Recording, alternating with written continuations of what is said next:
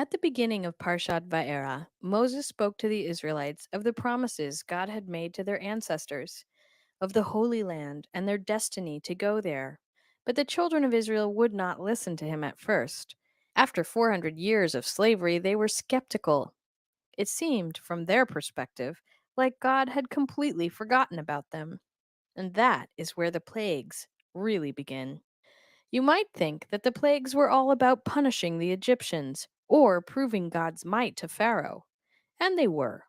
But they were also a powerful way for God to come alive again in the lives of the Israelite slaves. Moses and his brother Aaron went to Pharaoh with a simple, basic message. You've heard it before. Let my people go. Now, Pharaoh wasn't used to people telling him what to do, and of all the many gods in Egypt, he had never heard of the God of Moses, so he demanded a sign. Aaron cast down his staff, and it turned into a snake. But Pharaoh's magicians were able to do the same thing with their magic. Even when Aaron's snake ate the others and turned back into a staff, the Pharaoh was still not convinced. His heart hardened, and he would not let the Israelites go. So God told Moses and Aaron to stretch out the staff over the waters of the Nile and say, By this shall you know that I am the Lord. See, I strike the waters in the Nile, and they will be turned to blood. The fish will die, and the water will stink, so that none may drink for 7 days. And so the waters turned to blood, even water in bowls and cups, and Egypt suffered. After 7 days had passed, Pharaoh would still not let them go, so God told Aaron to stretch out his arm again over the water and bring up frogs onto the land. And they came up onto the land so that every surface swarmed with their squishy, warty bodies. Pharaoh couldn't take it, and he promised to let the people go. So God caused the frogs to die. The Egyptians swept them up into enormous piles till the land stank. But there was relief, and with the relief, Pharaoh's heart hardened again, and he took back his promise. And so God sent more plagues, one after another, and each time when it got really bad, Pharaoh would promise again to let the people go. And each time the plague ended, his heart would harden, and the promise would evaporate. So it went with blood and frogs, and on for 10 plagues: lice, insects, pestilence, boils, hail which turned to fire when it struck the land, and 3 more terrible plagues which we'll hear about in next week's Parsha. With every plague, the children of Israel watched as their God fought on their behalf for their freedom. With every new wonder, they were more and more sure that a terrible and awesome power existed beyond themselves. They began to remember who they were, to have hope that Pharaoh could be defeated, and to imagine that their lives might serve some purpose beyond slavery. And yet, when we, the descendants of these very slaves, remember the plagues each year at our Passover Seder tables, we still do not celebrate the plagues themselves with joy. They may have been the key to our escape from slavery and the agent for our reawakening to God in the world, but they caused tremendous suffering. And so, when we name the plagues each year, we remove a drop from our glasses for each one, a reminder that we should never rejoice in suffering, even the suffering of our enemies. So that is a message that smart people take to heart, that we're not, I mean, for one, not supposed to take, pleasure in the suffering of our enemies, but second, that you're not supposed to treat Egyptians bad. Like there was a while last year when I was on Clubhouse quite a bit, and there was this one. I mean, probably about the same age as me, but this guy. I mean, I can't use a word for him other than a kid. He acted like a little kid, but um, just also to qualify this, I have nothing against Coptics. I actually really like Coptics. I mean, not any more than anyone else, but it just so happened that this guy had a persecution complex, and he was convinced that Jews hated Coptics because of what his ancestors had done to us. And it's like, dude, you're spouting this out of your ass. Nobody hates you for being Coptic. Nobody even hates you for being annoying. We're just trying to explain to you that we don't hate you. And so it was a really strange interaction. But anyway, why did I bring this up? Oh, right. That is something I kept explaining to him, that we're not, that literally there's this idea, don't hate an Egyptian for you were a foreigner in their land. Like, yet somehow he thinks that Jews are being taught to hate Egyptians. It's complete narishkeit. Like he at the end of the day, I think he was probably bullied by some people who were Jews, and so he thinks it's because he was Egyptian. And again, you might have some people who they, at the end of the day, they might have like, because he said that they called him like dirt. And again, it doesn't make sense because he said that they called him a dirty, what was it? He said dirty meets rhyme, but the thing is that's not what someone who is speaking Hebrew would say. That like if they wanted to call someone, like an Egyptian, they'd say mitzri. They wouldn't say mitzrayim. It makes no sense. So that makes me think he was just speaking out of his ass. But anyway, welcome, Avi. How are you doing?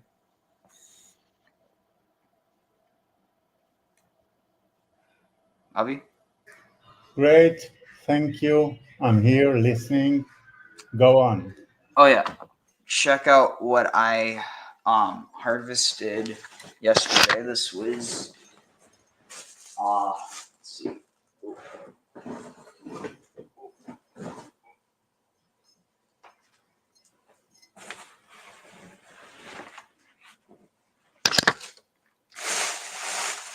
This is acacia.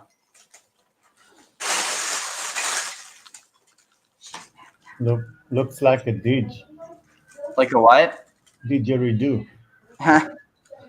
Yeah, it's interesting also because the thorns look oddly breast-like. Like it almost reminds me of the was it Artemis of Ephesus?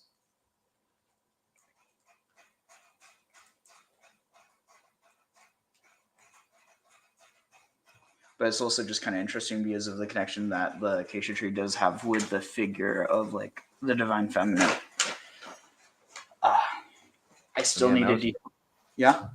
I was going to say I was sorry for your, your Coptic friend who has the persecution complex. It's far too common that people assume that those in another group are taught something. Again, I can't say that there's nobody in the world that hates them for being Coptic. There are always unreasonable people out there, but there are Jewish people who think that Christians are taught to hate Jews because of that too. Again, it's just, when you start buying into stereotypes rather than looking at the person in front of you, you run into problems. Tag. Yeah, definitely. But it's really interesting because I'm oh, hey Halsey, how are you? But yeah, I mean this whole story, especially with the blood in the water, obviously, I mean nowadays people might think, oh, that sounds like da da da da da da da da da da da da da da da. But no, what I'm thinking is this is actually invoking a far older tale, and that is of Hathor and the Nile.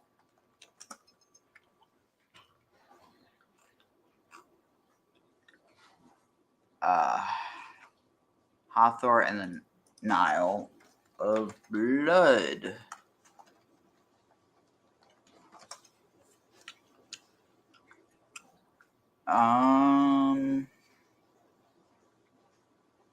This looks like it should be. Among the deities of the ancient Egyptian religion, Hathor was considered one of the most popular goddesses.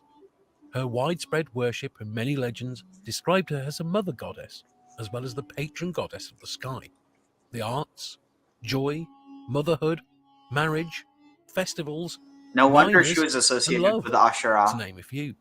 Due to the fact that Wait, she was with a strong feminine, miners, as in like miners and copper love, miners. to name a few. Marriage, festivals, miners, Yeah. and love, to name a few. Due to the fact that she was a strong feminine figure, she was And then particularly wait, admired what was the among women. hieroglyphic for her name? Due to the It fact was festivals. Is interest.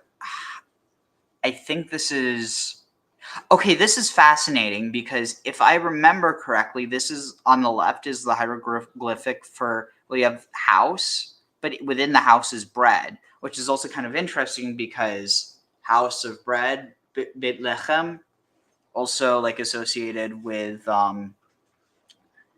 I mean, not as directly, but more so through the typology, the idea of like, I mean, there's people who associate that with like Virgo, the idea of like, because that's the house associated with bread, because of the fact that what is it, the wheat and the harvest of the wheat.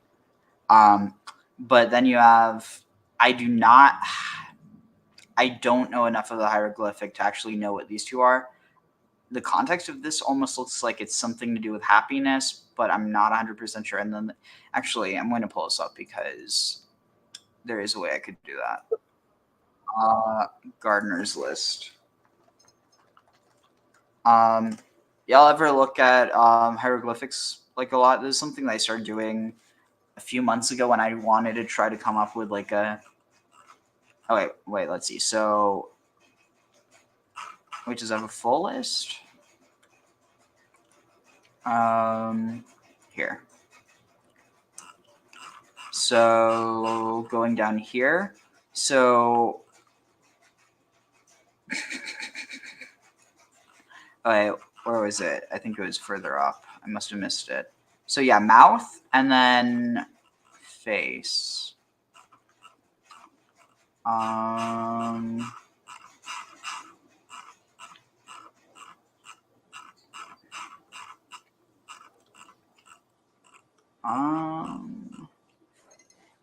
Let's see, Hathor.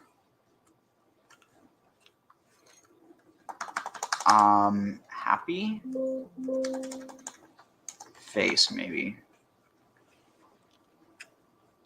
Oh, okay, interesting. So it is face. I think it's a variant of face at least. So that means, so we're looking at this right now. You can see this, and then we saw the sign for mouth. So, and then then there's also, I don't want to forget this. The let's see, where the symbols for the gods. Oh yeah, and here you can see house. Oh, interesting. This actually seems so variant of 06. So it means a temple, a tomb, or enclosure. So it must be further up, yeah. It's also interesting because here, look at this. Seishat, who is the goddess of hemp, cannabis. Where is it? Her symbol. I think it's further up, or did I might have scrolled too far down. Oh, dang it, I think I did. No, it's down here. Here. Where? Okay, here. So look at this. 1, 2, 3, 4, 5, 6, 7. It's a 7, 7 stars, or I mean 7-pointed star. But it's clearly stylized hemp. It's a hemp leaf. But yeah, I just want to share that. Okay, where's the gods and goddesses? God? All right, here. So if you look down here, so it has a different gods of Egypt. Zoom out a bit. So here you have, where's Hathor? It should have her there. Okay, that's really weird. It usually has Hathor listed, but I guess it doesn't in this list. I know it's on Wikipedia for sure.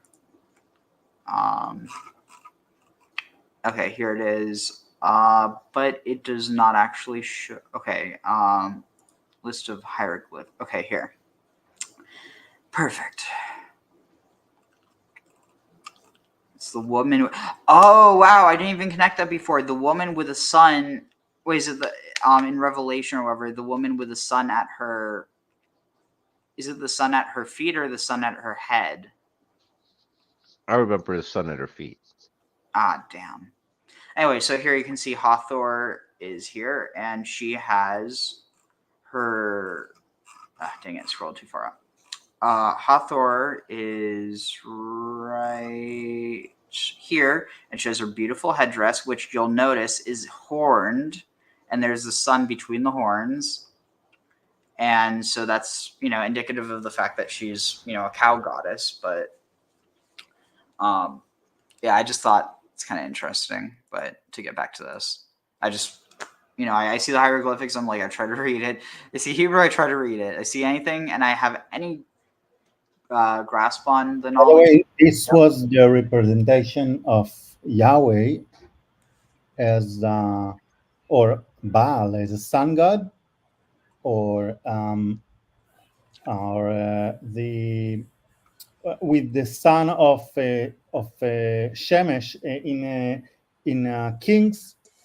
It is written that along with the Baal worship, they had what called Chamanim from Chama, Shemesh. So Baal had a chariot of fire like Apollo, and of course Yahweh is considered to be the cow god, or the ox god, or the calf god. The Israelites had sins with the golden calf. Mm-hmm. So what I'm trying to say is that sun and horns are both attributes of Yahweh. Definitely. And another thing that's really interesting is the about the horned altars. No, yes, in Tel Arad, or in not just in Tel Arad, but in I think every time the altar of the temple is portrayed, it is portrayed with what called karnot hamizbeach, the horns of the altar, And which if one just came and hold them, he was considered protected, like Yoav, the head of David's army. or like Quasimodo's mom in The Hunchback of Notre Dame. I'm kind of joking, but I'm not. But the other thing that's interesting is what they were used for functionally in the sacrifice. That they like you were supposed to use them to actually tear apart the sacrifice. I don't know. Here, let me see what I can find on that. Yeah, I was going to comment really quick on that. What some of what you're saying there brings back memories of the idea of the moon god Sin, because the idea of horns was often associated with the moon and the crescent moon. And the idea of a sun with horn, a sun associated with horns could be a sun and the moon combination. Just going to tag on that. Let's see. But as far as I know, the Luna Bull, a so-called Luna Bull, was an attribute of, I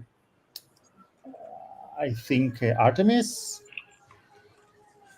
However, it was indeed an attribute of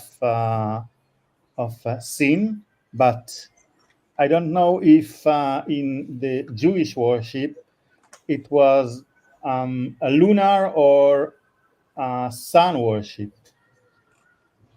No, I totally agree. What about the thoughts about the bull being adopted during the stay in Egypt from the Apis bull tradition?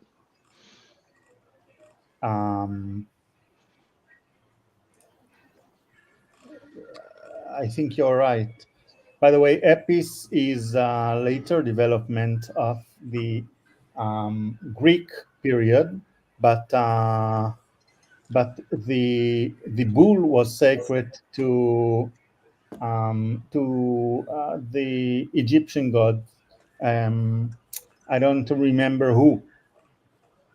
Well, I was going to say the Apis bull pre-existed the Greeks. I was going to say Ptolemy created Serapis, combining, Osiris and Apis together. That was his baby. You know With better than me. Yeah, with the look that looks like Jesus. That was the long-headed, long-haired, bearded guy with the modus, the little plant, the plant pot on top of his head. That was Serapis.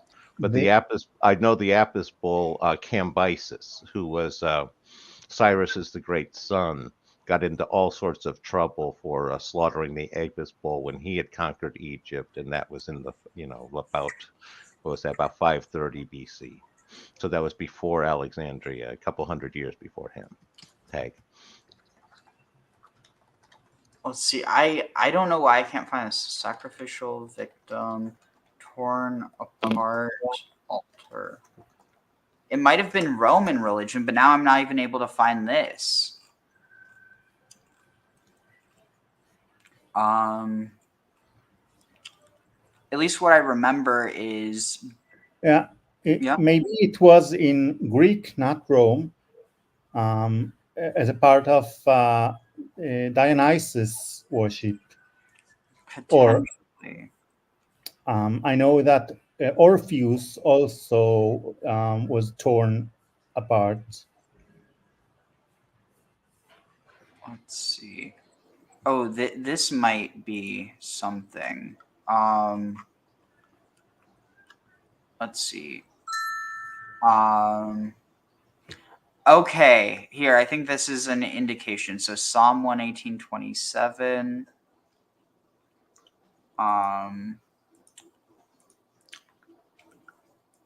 Let's see. Psalm 118:27. Okay.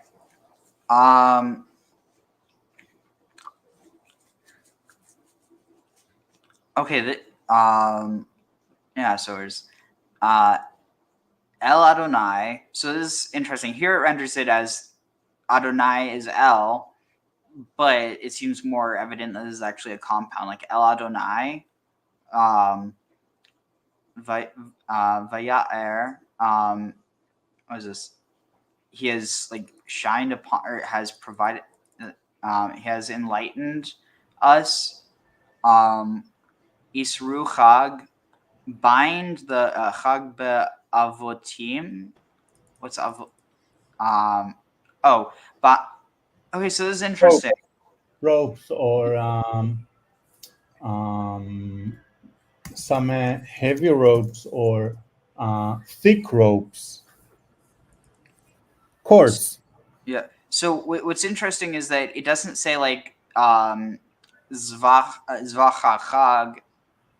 It's just Chag. It just like implies the festival, like festival sacrifice, but it doesn't actually say sacrifice. Maybe this is for the sacrifice of the festival. Like he is writing there, because generally when you're talking about a festival in the Jewish scripture, you're talking about the sacrifice, the main event of the festival, the sacrifice. So, I mean, this isn't what I was thinking of, but it is kind of like, okay, what? There's got to be something that I'm missing, and even though it's a bit off topic, I really feel like I need to at least figure out if I'm just misremembering things. Okay, so let's see. Why can I not scroll down? Shit. Uh-oh. View tab. It is not letting me scroll down. Shoot. It seems like it might just be this tab. Anyway, here, you know what? I'm not going to fuss too much about that. Miners, and love, to name a few. Due to the fact that she was a strong feminine figure, she was particularly admired among women. As her fame and popularity grew over the centuries, Oh, her also before I attributes were forget, later adopted by several so we don't have a backload of this. Let's see. Zero says Ola. Hathor, Lady of the Turquoise. Where first inscription of El in Sinai. Turquoise mine. Bread as hieroglyph for the feminine ending. Oh, you're right. Bread is breast profile encircled with X. Hot cross buttons. Letter T from X, lowercase t. By the obviously, by the way, the right pronunciation is Hathor. Hathor or Hathor? Hathor. Hathor. Hathor. Hathor. Or Hathor if you can't pronounce it as chet. Wait, so it would have been with a chet? Hathor. Hathor. Yes. Oh, okay. Because at least how I see that at least how I'd vocalize that would be hat whore, but that's just because I'm reading that as hat and whore. Let's see. By the way, same thing. Symbol of the sun. OXO. Ash cakes to Asherah. Ashes. We all fall down. If we had too much hash cakes, sure. Horn headdress for gods in Sumer. Cow skull altars in Catalhoyuk. Manu and Nemo, twin brothers, one a bull, sacrifice to create the world, Proto-Indo-European predecessor to Tiamat, slain by Marduk to create the world, body parts become aspects of the world. Cool. Also, if you want to join the links in By the way, another anecdote is that instead of thought, it should be said thought. Thought Instead of THOTH, thought. But I mean, isn't even that a Greek, like a Hellenization? Yes, but we are staying.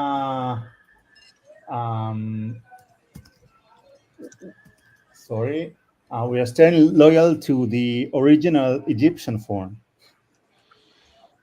I was going to say, wasn't the original Egyptian like Demuti or something like No, that? I thought it was Jehuti. Jehuti, that's what I was trying to say. And also, Horus is Chor. Yeah, or even Cher. Yeah, wasn't there also a or in the equivalent of the Canaanite god Choron? Interesting. That seems a bit of a stretch, honestly. I was going to say I hadn't heard that connection before. However, most of the H's or A's in the Latinized version of the Egyptian gods is actually Chet, because the Egyptian language had a lot of throat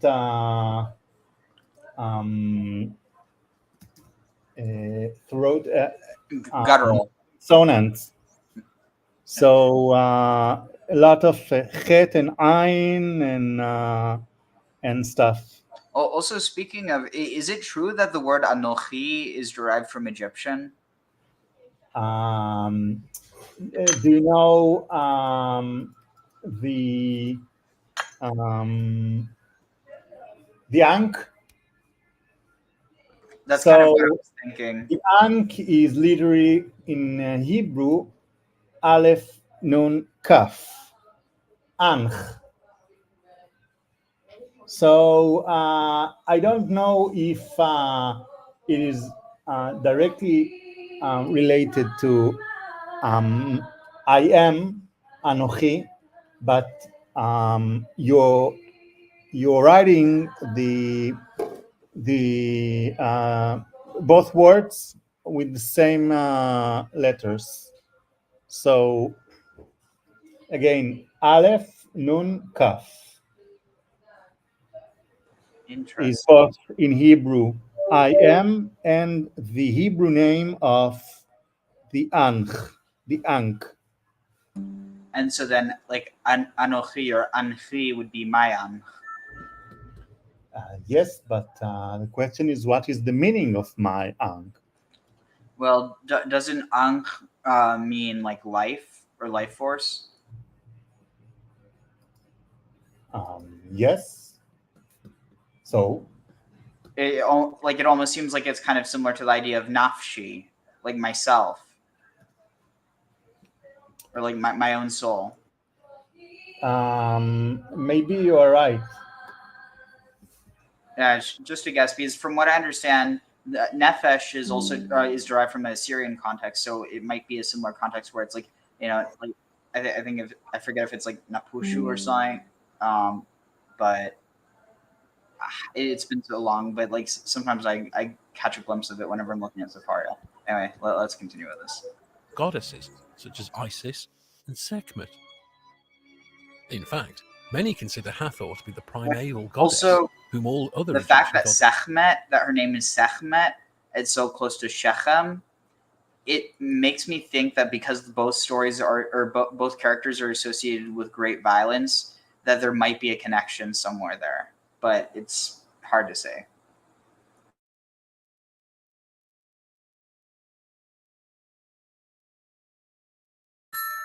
Don't know. Either evolved from Wait, was that you or the video? or to be the primeval goddess, whom in fact, many consider Hathor to be the primeval goddess, whom all other Egyptian goddesses either evolved from or were in some way based on. As strange as this may sound, ancient Egyptian mythology was incredibly flexible, with one deity sometimes evolving into another. Occasionally, two different deities were even considered different aspects of the same god or goddess. Hathor was closely associated with the cow, an animal that provided milk and nourishment in ancient times. She was And occasionally psychedelics. depicted as a pure white cow, but more often as a woman with double horns on her head. Between the horns, she carried a sun disk that was decked out with a uraeus, or upright cobra, that symbolized sovereignty and divinity in ancient Egypt. The sun disk probably goes back to her associations with the sun god Horus and Ra, the god of the sun. Due to the fact that she was around long before any surviving records, it's hard to pinpoint the exact point in history when Hathor first appeared. Some scholars believe her to have been popular as early as 3200 to 3000 BC, due to a cow-headed goddess who appears on the Narmer palette, one of the most significant Egyptian archaeological sites. This theory seems to be supported by a passage from the Pyramid texts, the oldest religious writings in the world. Some, however, argue that the figure in question was actually Bat, another cow goddess whose legend Hathor may have evolved from.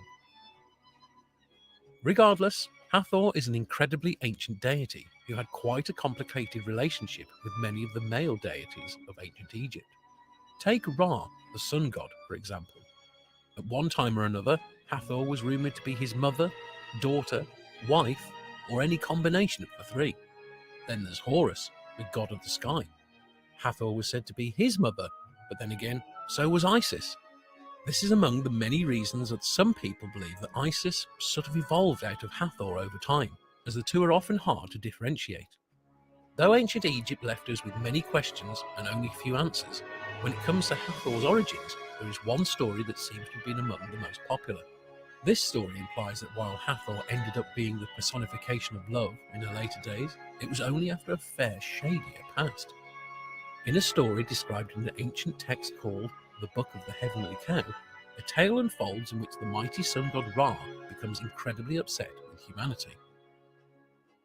Much like the biblical god in the story of Noah and the Ark, Ra decided that humans had all turned into wicked, ungrateful creatures.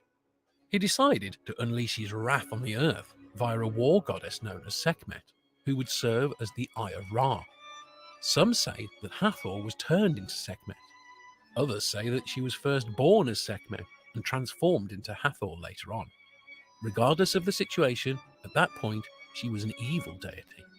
Sekhmet basically went around destroying everything in her path, fueled by a bloodlust unlike anything humanity had previously seen. At first, Ra sat back watching the whole thing with smug satisfaction. But at a certain point, the other gods pointed out that maybe the lesson was going a little too far. So Ra decided to calm Sekhmet down with a batch of strong beer that had been dyed red. Mistaking the beer for blood, Sekhmet drank so much that she passed out for several days. When she awoke, it was in the form of Hathor. From that point on, Hathor became the loving, gentle goddess that all of ancient Egypt grew to know and love. Wait, so However, there's I more feel to like I'm missing this. It's saying she was Sekhmet before, right? satisfaction. That's But why at a I'm. certain point, the other Yeah. gods pointed out that maybe the lesson was going So a little yeah, this too is far. why, and it's also very, very very reminiscent of Vedic tradition, where a god can become another god. Just it's like just totally normal. It just happens. But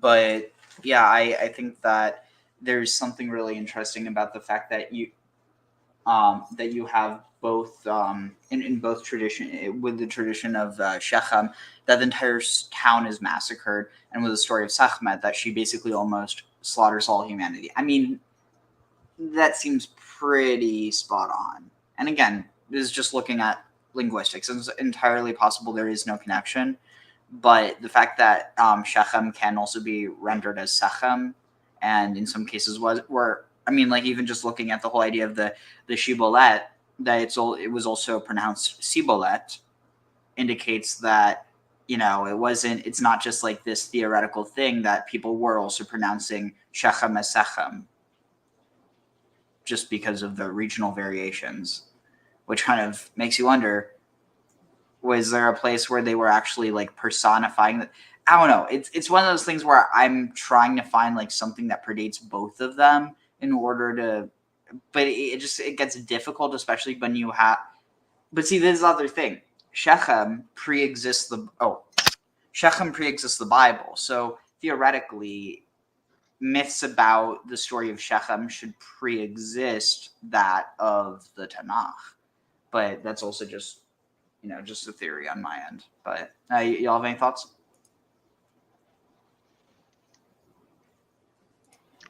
I'll let Avi go first.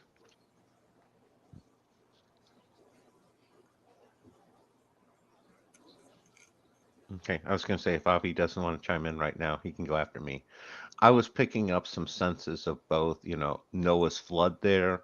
Again, the idea of, this, being angry at humanity and sending a force with the water to destroy them. And the other one that I thought was interesting is was picking up some of,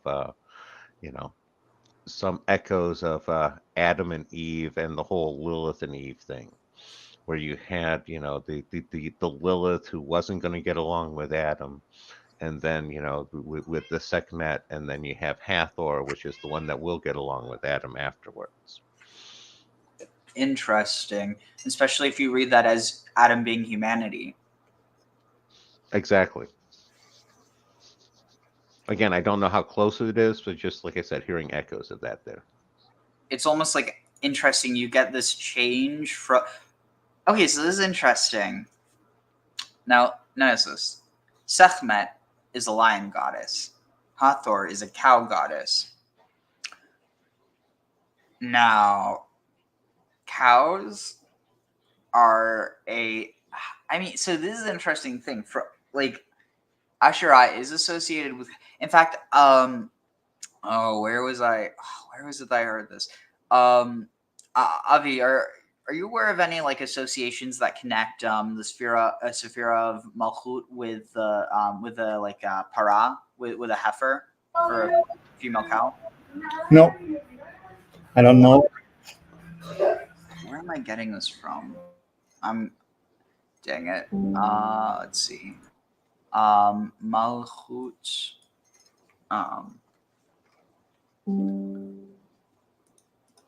That's one of the things about having my memory, is I have no clue where I hear half the shit. Malchut. Heifer.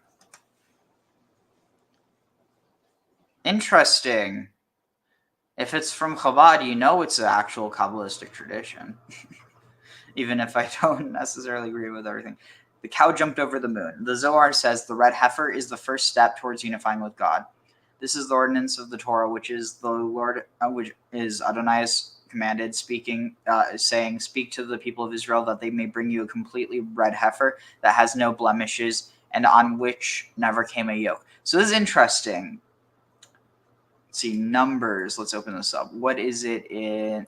Please tell me it. Okay, sweet. It has the Hebrew here. So blemish.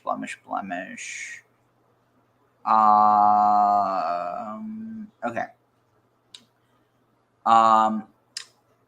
Para aduma tamima. Tamima means like untouched, like, right? It's like simple, innocent. That is ain, but that has not had it. Allah upon it. I think that's.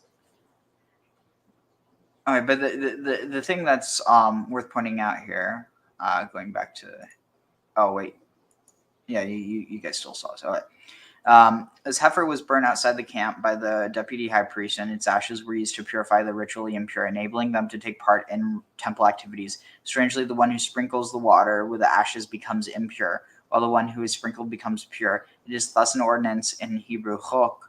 Thus, the name of the parasha becomes because it defies logic. The heifer came to purify; it purifies the impure. 𐤅𤀀𤐀, by the way, is Law. No, not just a law. Engraving. Oh, like chakak. Yes. Oh yeah. Okay, interesting. I didn't even connect that. So because it's like a chok is chakakan, or like a chok is chakak. It's inscribed into the stone. Because in ancient Greece, they used to engrave the laws of the wall. So the word to engrave became the Hebrew word to a law. When you are chokek, writing something on the wall, the thing that you are writing is probably a law. If you are talking of the reality of the 6th or 7th century. So do you think it's almost like how a statue is a stone image of something, but a statute is something that is usually carved into stone as law? I think. Because you have a lot of these like similar ideas that are taken through different languages, even though it's obviously different words. Okay, so this is interesting. So this heifer came to purify, and it purifies them pure. The word heifer in Hebrew, para, is made up of 3 Hebrew letters, Pei, Resh, and Hey. Pei and Resh spell par, meaning heifer, and together their numerical value is 280. 80 plus 200. The number 280 represents the 280 dinim, or judgments, the numerical value of the sum of the 5 Hebrew letters that change form when at the end of a word, mem, nun, sade, pei, and chaf. Since they signal the end of a word, they are equivalent to finality, the opposite of the infinite. They therefore represent distance from the light of the infinite. This finality, maybe that's why there's a tradition around having them be even more value, because that's further value from 1, which is Aleph. But I don't know, that might just be something else. Therefore, okay, this finality is further hinted at by the letter Hey in the word para, which represents the Sephira of Malchut. As such, the para represents the Sephira of Malchut, removed from the influence of the infinite. It is this state that allows for the external forces, the forces of impurity, to flourish. Interesting. Whoa. Wait.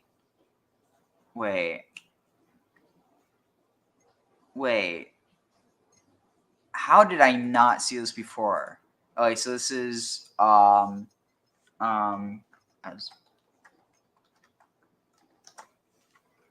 okay, this is wild.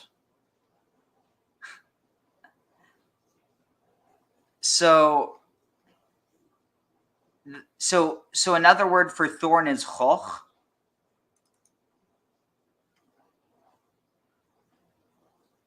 For what? Thorn? Yeah. Yes. This is some species of a thorn. But it's not like it's not acacia. Not acacia, but let me tell you what the exact modern identification. A briar.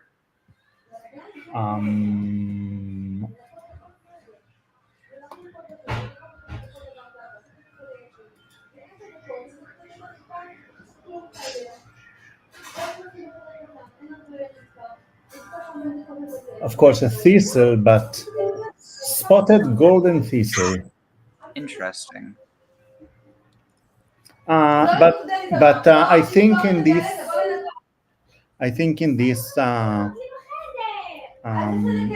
in this case, it is a general word for thistle. Oh, so it's only because like the idea is was this oh wait, I just dropped it down. Where was it? Yeah. Kishoshana ben hachochim. The idea of like a rose amongst thorns, like it's literally referring to rose thorns. Then. Yes. Okay. It's just I see thorns and immediately now I'm starting to be like, oh, is this acacia? But no. To calm Sekhmet down with a batch of strong beer that had been dyed red. It's Mistaking mandrake the beer. for blood, Sekhmet drank so much that she passed out for several days. When she awoke, it was in the form of Hathor. From that point on, Hathor became the loving, gentle goddess that all of ancient Egypt grew to know and love. However, there's more to the story. Apparently, the hangover she awoke with didn't deter her from seeking out more good times, because she went on to become known as the Queen of Oh no, Heartbreak she turned that and poor Pharaoh the into a mistress of harp. inebriety without end. Additionally, Hathor was said to have loved dancing, singing, music, and all forms of revelry. Okay. Hope you enjoyed the video, guys. Oh, that is pretty clear that like Hathor. Yeah, Hathor. That is clear connections to Asherah. I'm wondering, is anyone else pulled up on that? Okay, Asherah, Hathor.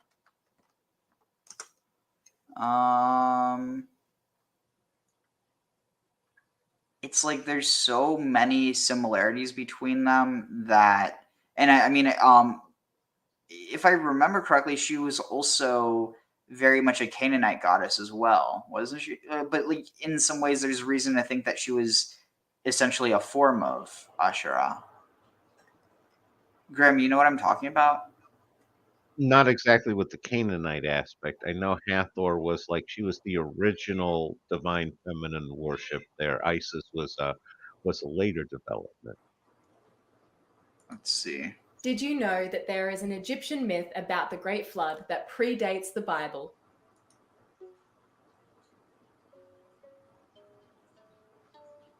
Oh. Hello and welcome to World History Encyclopedia. Well, no, My name is so- Kelly, and today's video. The thing that makes this tricky though is that the word Pharaoh, para, it's not with a hey, it's with an ayin.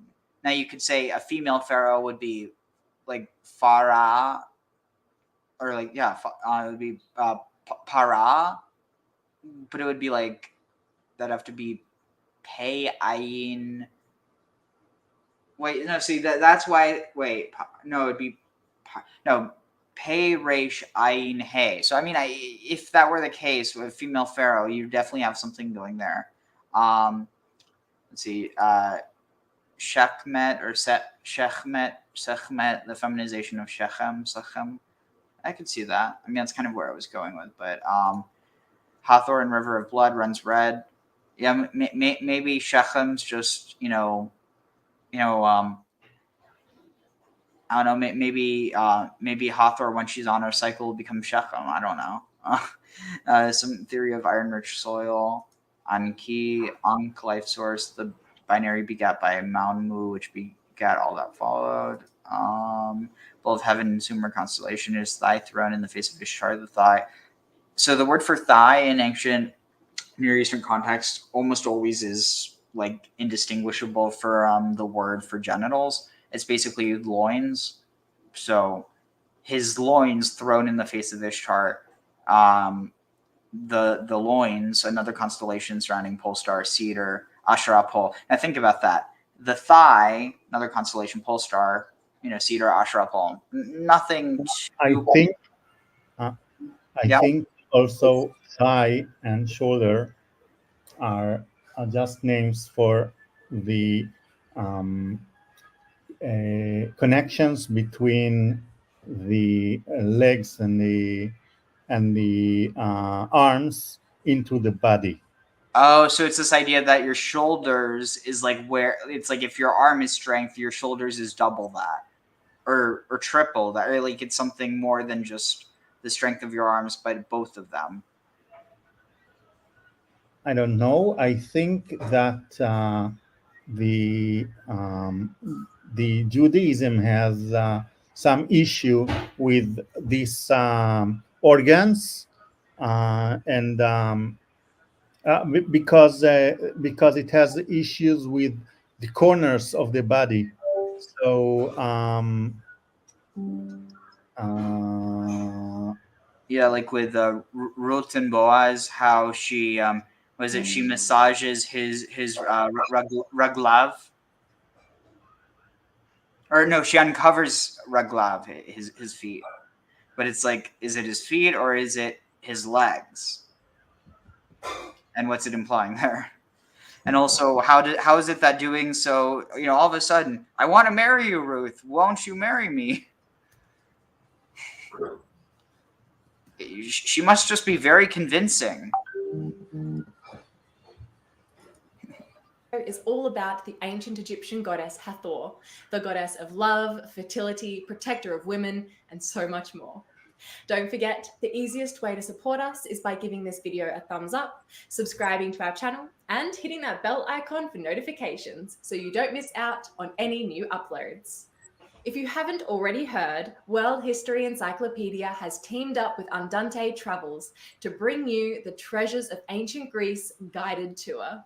Join our expert tour guide, Dr. Rita Roussos, as she takes you on a journey through classical Athens, to Delphi, across the Gulf of Corinth, and into the Peloponnesian hills, where the hero Hercules began his 12 labors, and King Agamemnon set out to rescue Helen and capture Troy.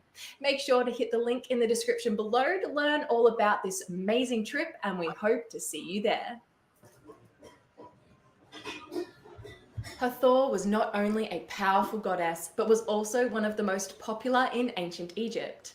And it's not surprising, since she was the goddess of love, fertility, beauty, pleasure, music, dancing, and was also the protector of women and women's health and childbirth. All things associated. Hathor originated early in Egyptian history from either the pre-dynastic period or the early dynastic period. And although she doesn't appear too often in the pyramid texts, which are inscriptions regarding the afterlife, she is an important deity in the coffin texts. She was a complex goddess with many responsibilities and associations, and her name, meaning the house of Horus, places her in an important position as mother or consort of Horus, the falcon god. In the pyramid texts, the domain or house of Horus was a place in the sky where the dead king could be rejuvenated, which also links the goddess with rejuvenation and rebirth. As a sky goddess, Hathor was associated with the morning and evening star, Venus, as well as the solar disk. I'm forgetting who was. Hathor was an incredibly Who popular. is the goddess associated with hippos? The name is escaping me. I don't know. Graham, do you remember? It's escaping me at the moment too, and I should know. Let's see. Dang it, I've got to look this up now because this is bugging me. I remembered something similar to Atirat. Let's see. Hippo, goddess, Egypt. Taweret. Yeah. Taweret, Atirat, Hathor, or Hashor, because of the Ta and Sha being interconnected. Like I would argue that the two different aspects of Asherah are basically Atirat, which could be argued to be like an older form of Asherah. But again, it's not really certain. It might have just been another way that she was vocalized. But basically, that Atirat might have been like this even older sea goddess that was like associated with childbirth, that then those roles were later taken on by Asherah, in the same way that you might have these connections between Taweret and Hathor. And you can even notice how the names are so similar to each other. Oh, interesting. No yoke on a red heifer, a queen never enslaved. The only thing that's really dark, she has to be sacrificed. I don't like that. Why? Interesting. You know what? I wonder if the reason that they sacrificed the red heifer is in order to like as a type of iconoclasm. They're saying like basically they're using they're trying to harness the power of the red heifer, but they want to destroy its image and not have it be living as a symbol of worship. Well, I also pick up a lot of inversion with the Apis bull there, because you have the Apis bull. It was required to have a certain pattern symbol on it, yet the red heifer needs to be without blemish. And the Apis bull is male, heifer is obviously female. And I wonder how much of that plays into either of those play into the whole golden calf incident tag. Basically, you get the Apis bull and the red heifer together, and they create the golden calf. Again, could be. I don't know. I was just throwing out ideas and connections I was seeing. Popular goddess, and was also known as the patroness of foreign regions, the mistress of drunkenness, Or the goddess of of the song and of Canaanites. myrrh, as a solar sky goddess, as a goddess important in the afterlife, and as a goddess closely associated with the god Ra. As the goddess of both gemstones and precious metals, and of foreign lands, Hathor also oversaw foreign trade of minerals and other resources. She was depicted in ancient Egyptian art in many different ways, including as a woman, often indistinguishable from the goddess Isis, as a woman with horns on her head and the sun disk in between them, as a woman with the head of a cow or a cow-woman hybrid head, or completely as a cow, and sometimes as a cow with stars above her. As a bovine, Hathor was particularly venerated in the area of Thebes. Her main center of worship was at the Temple of Dendera, although she was worshipped widely throughout Egypt. And unlike most other deities who only had priests and priestesses of the same gender as the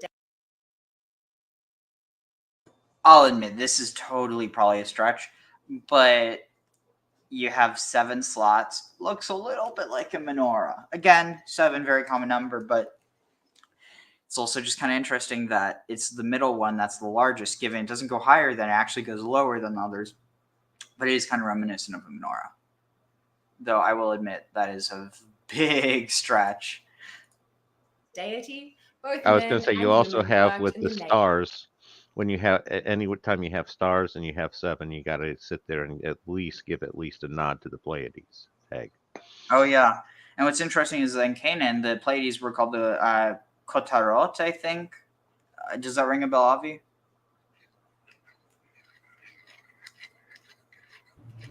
Sorry? There was like a group of Phoenician or Canaanite goddesses called the Kotarot. Kotarot is from a crown. Yeah, so it's like the interesting, like let me see if I can find anything on that real quick. So Kotarot, Kotarot, Canaan.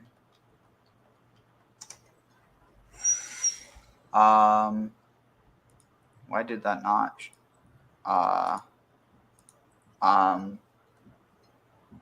Kotar Canaan maybe.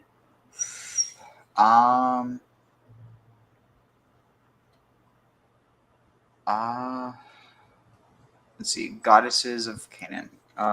7 goddesses Canaan.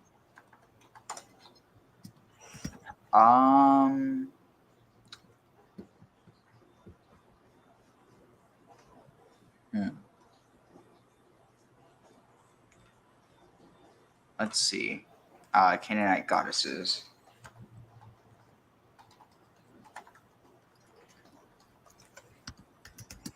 Here, it should show up here. Let's see. Here. Kotarat. I guess that's what I show. 7 goddesses. Kotarat. Not Kotarot. I guess it's saying it's Mari and Ugarit. So it's like that's basically up in Syria.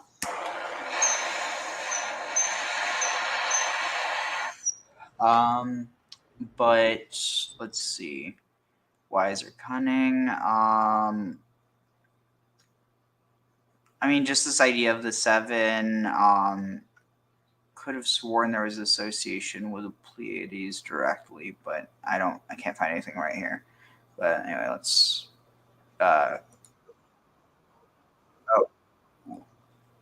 Let's see. Oh, here it is. Continue. Name for Thor. As a goddess of the afterlife, in time, the female dead who were deemed worthy to pass into the field of reeds, the Egyptian paradise of eternal life, assumed the likeness and qualities of Hathor, while the male dead continued to be associated with Osiris in the afterlife. Hathor was also worshipped as the 7 Hathors, who set one's destiny at birth, and who also shared in her many attributes and were venerated for their ability to assist in matters of love. And again, might be a bit of a stretch, but Hathor, Kotar. It's so close. And after one's death, were venerated for their ability to protect against dark forces in the underworld.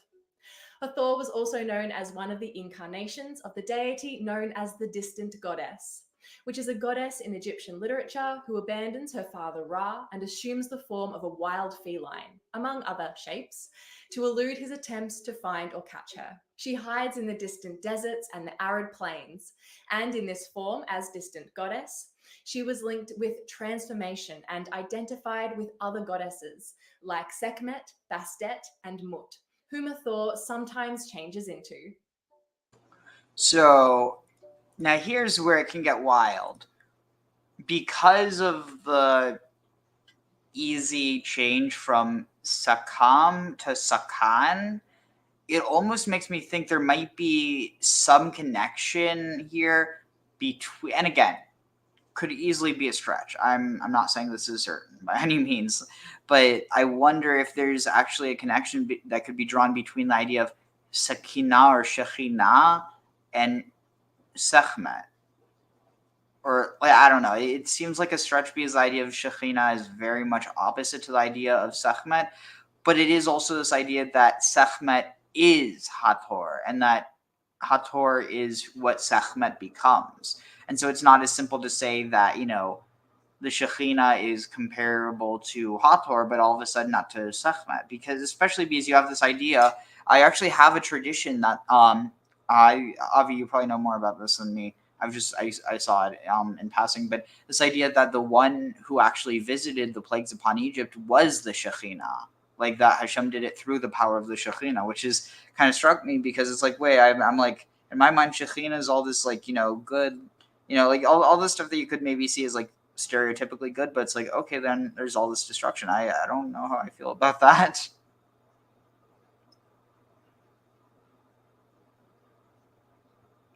Any thoughts? I was going to say mine is you're going to have, anytime you have some good, you're going to have some bad coming with it.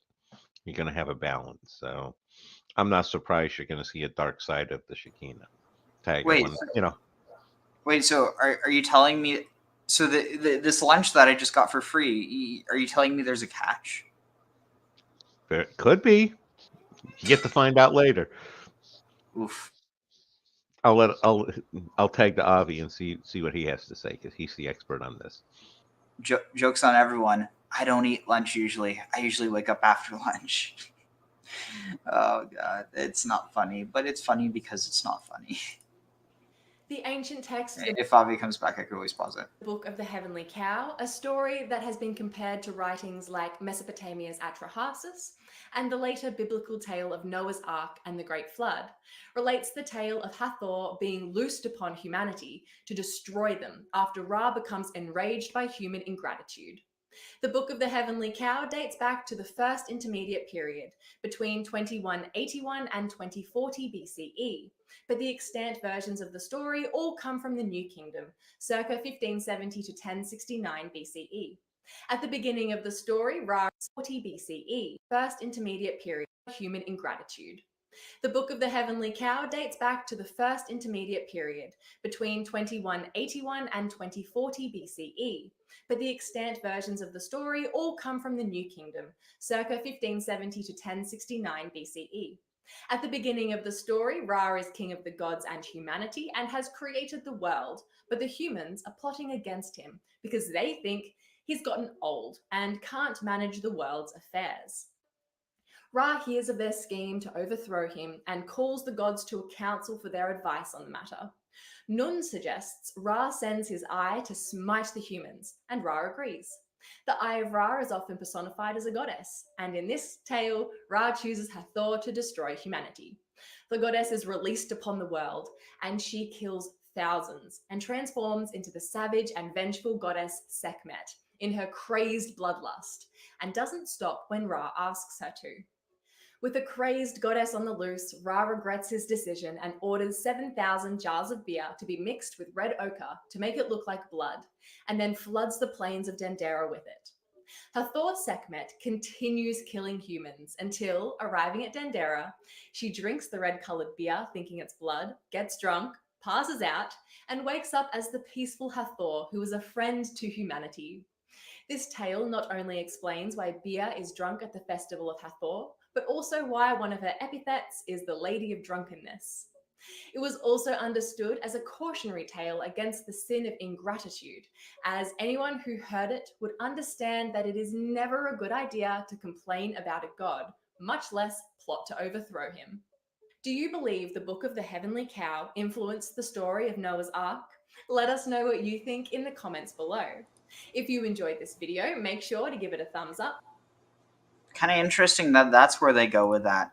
I don't see anything that has to do with the flood. I see everything that has to do with the idea of the Nile turning red like blood.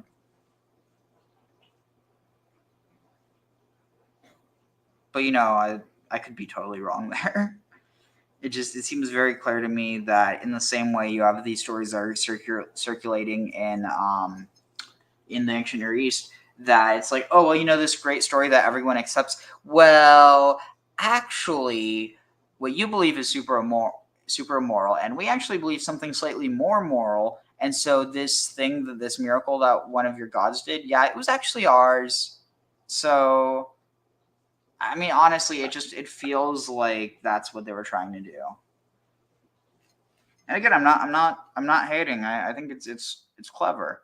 But people see it now and they're like, oh, those sneaky Jews, they're trying to steal everybody's stories. It's like, no, this is how story writing in the ancient world worked, you dumbass.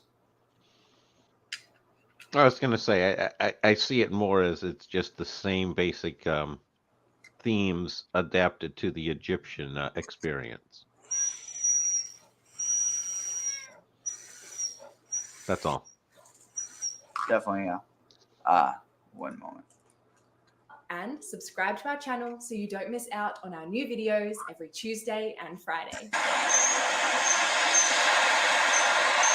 This video was brought to you by World History Encyclopedia. For more great articles and interactive content, head to our website via the link below. World History Encyclopedia is a non-profit organization, and you can find us on Patreon, a brilliant site where you can support our work and receive exclusive benefits like this shirt in return. Your support helps us create videos twice a week, so make sure to check it out via the pop-up in the top corner of the screen or via the Patreon link down below. Interesting. Thebes, 1177 BC. Oh, is this Brian Fagan? I think it's Brian Fagan. I can't tell. It might be Pagan. How the Classics Made Shakespeare Queens of Jerusalem. When Money Talks. Conquering the Ocean, Ariadne, and 12 Caesars. The Secret of Crete, Archaeology, the Whole Story, Mythology. I can't see this next one. Knossos. Can't see the next one. In Search of the Greeks, Archaeology, the Roman Empire. She has a lot of interesting books. All right. Let's see. So, all right. So Mr. Mr. Mr. Blazing. I'm gonna get it this time. Mr. Blazing Up 420 said, in this text, Kali emerges as an aspect of the goddess Durga.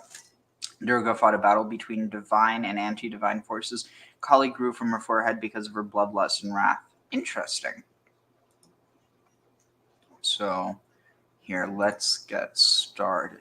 Also, yeah, maybe just to give me another moment, as a bit of a quick recap.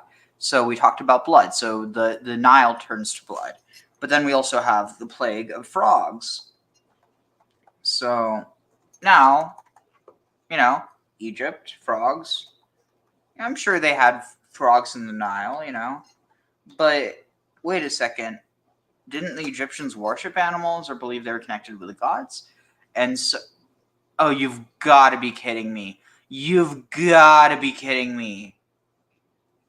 Oh my God. I cannot take this seriously. And because I can't take it seriously, I kind of want to watch it. Well, I was first going of to say, it's a shame Pharaoh didn't understand, the saying, if Yahweh sends you frogs, make escargot. Tag. Graham. No, frog leg, sorry. Escargot snails. Yeah. I was going to say, that's a much more slowly unfolding plague. Yeah. Honestly, frogs that turn into snails, I feel like it would be easier to... The snails would be easier, let's be real. Frogs are basically airborne, fast snails. They're basically like well, there's no real airplane or like air vehicle that hops, so it's not a good comparison. But anyway, what was I was going to say? Oh yeah, since this one video is shorter, let's start with this. And also because I need a little bit of fortitude for this next one. The Egyptian mythology, Heket. Heket was a goddess of childbirth and fertility in ancient Egypt. She was depicted as a frog, or a woman with the head of a frog. The meaning of her name is not certain. Ribbit. But possibly derived from the word Hika, meaning ruler or scepter. Frogs symbolized fruitfulness and new life, and it is thought. Okay, so this is interesting. So again, I might just be reading this into it, but Heket, Choket might be derived from this idea of law, or like actually, let me look this up as well. Literally, I love to look up everything. Everything I will look up eventually. Well, actually, not everything, just every root if I can. All right, let's see. B2B online. Chok. Chak.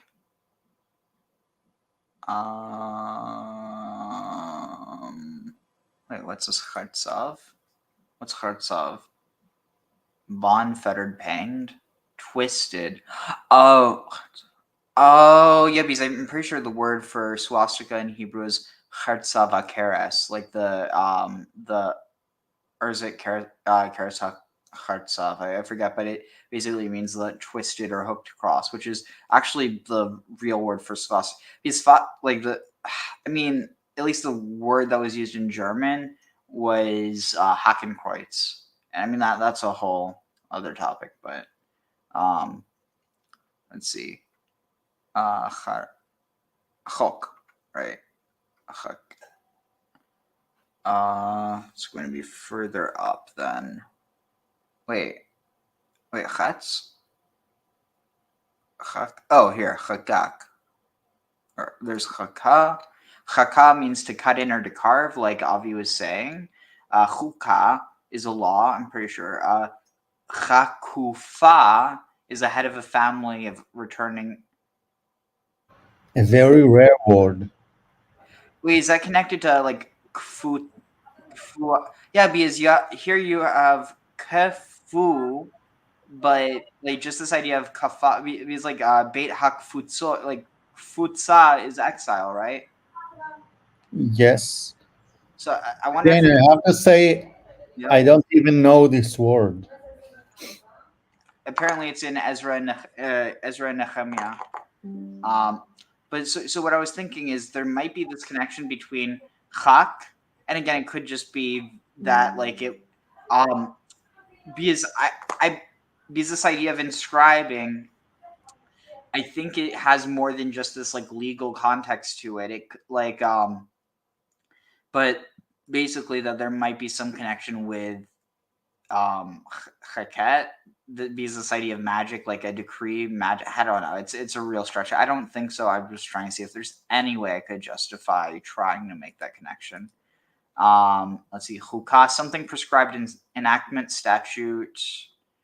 Come on, is there anything else? Chukok, probable error. Chakar. No. So I can't find anything. That's too bad. I mean, honestly, yeah. I mean, unless I wonder, what if I mean, no, I doubt I'm going to find anything here, but I might as well look. Anything with a hey, hack. Nope. It goes right from pay to resh. Anyway, going back to the video. Oh wait.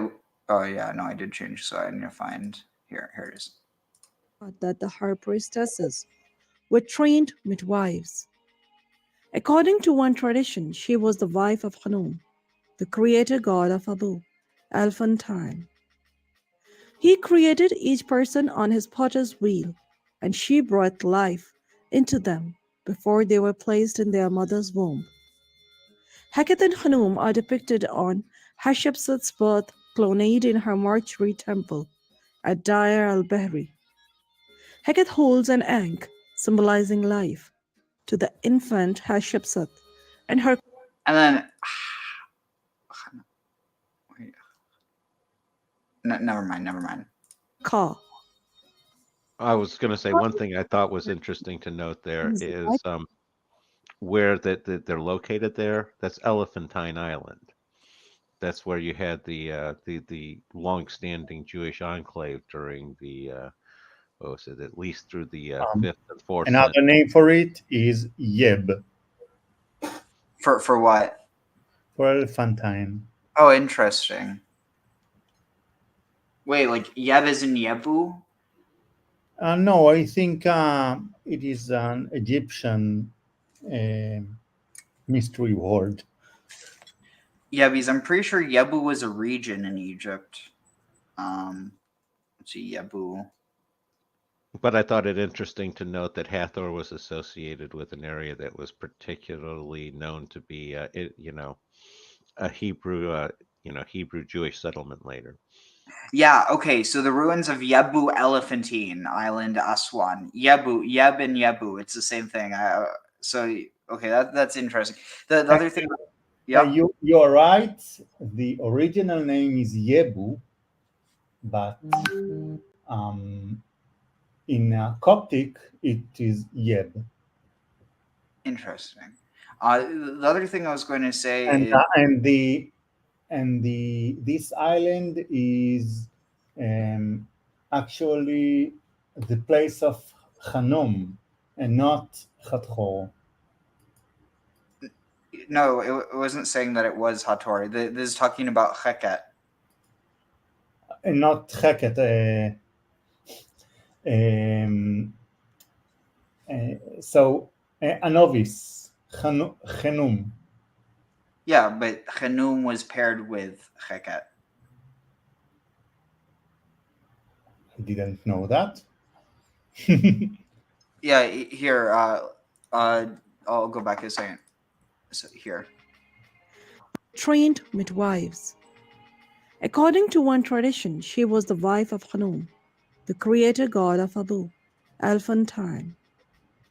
He created each person on his potter's wheel, and she brought life into them before they were placed in their mother's womb.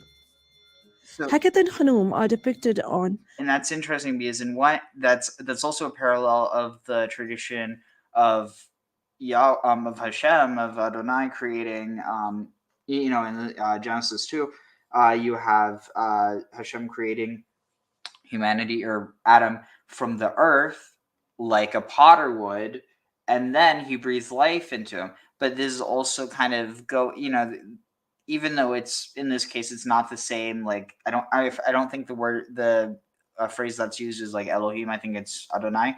But you still have this idea that there's like both masculine and feminine within this, even if it's not explicitly like a hero scamos. And so within that, it almost seems like it's the same idea. It's just the stories are being reapplied to a Canaanite context. Hatshepsut's birth cloned in her mortuary temple at Deir al-Bahri. Heket holds an egg, symbolizing life, to the infant Hatshepsut and her Ka.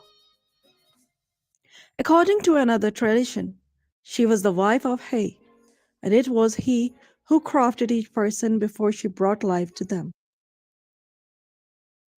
Now that's really interesting because He, if you look at some of the ways that He is actually depicted, it's near identical to the basically the hieroglyph that, well, first of all, He is the letter He, but also it's near identical.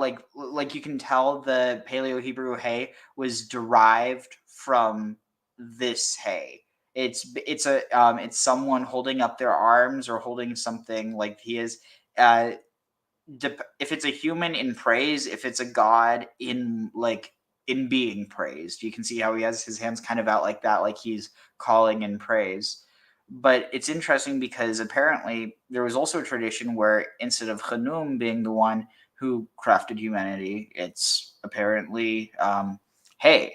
And what's interesting is you have two He's in the name of Adonai, Yud, He, Vav, He, but you also have the tradition that it could be like was it like I forget. There's a bunch of different traditions of what it could be depending on the derivation, but it's kind of interesting that there might be this connection there. Have either of you ever heard of the god He? Just in passing, not in any kind of detail.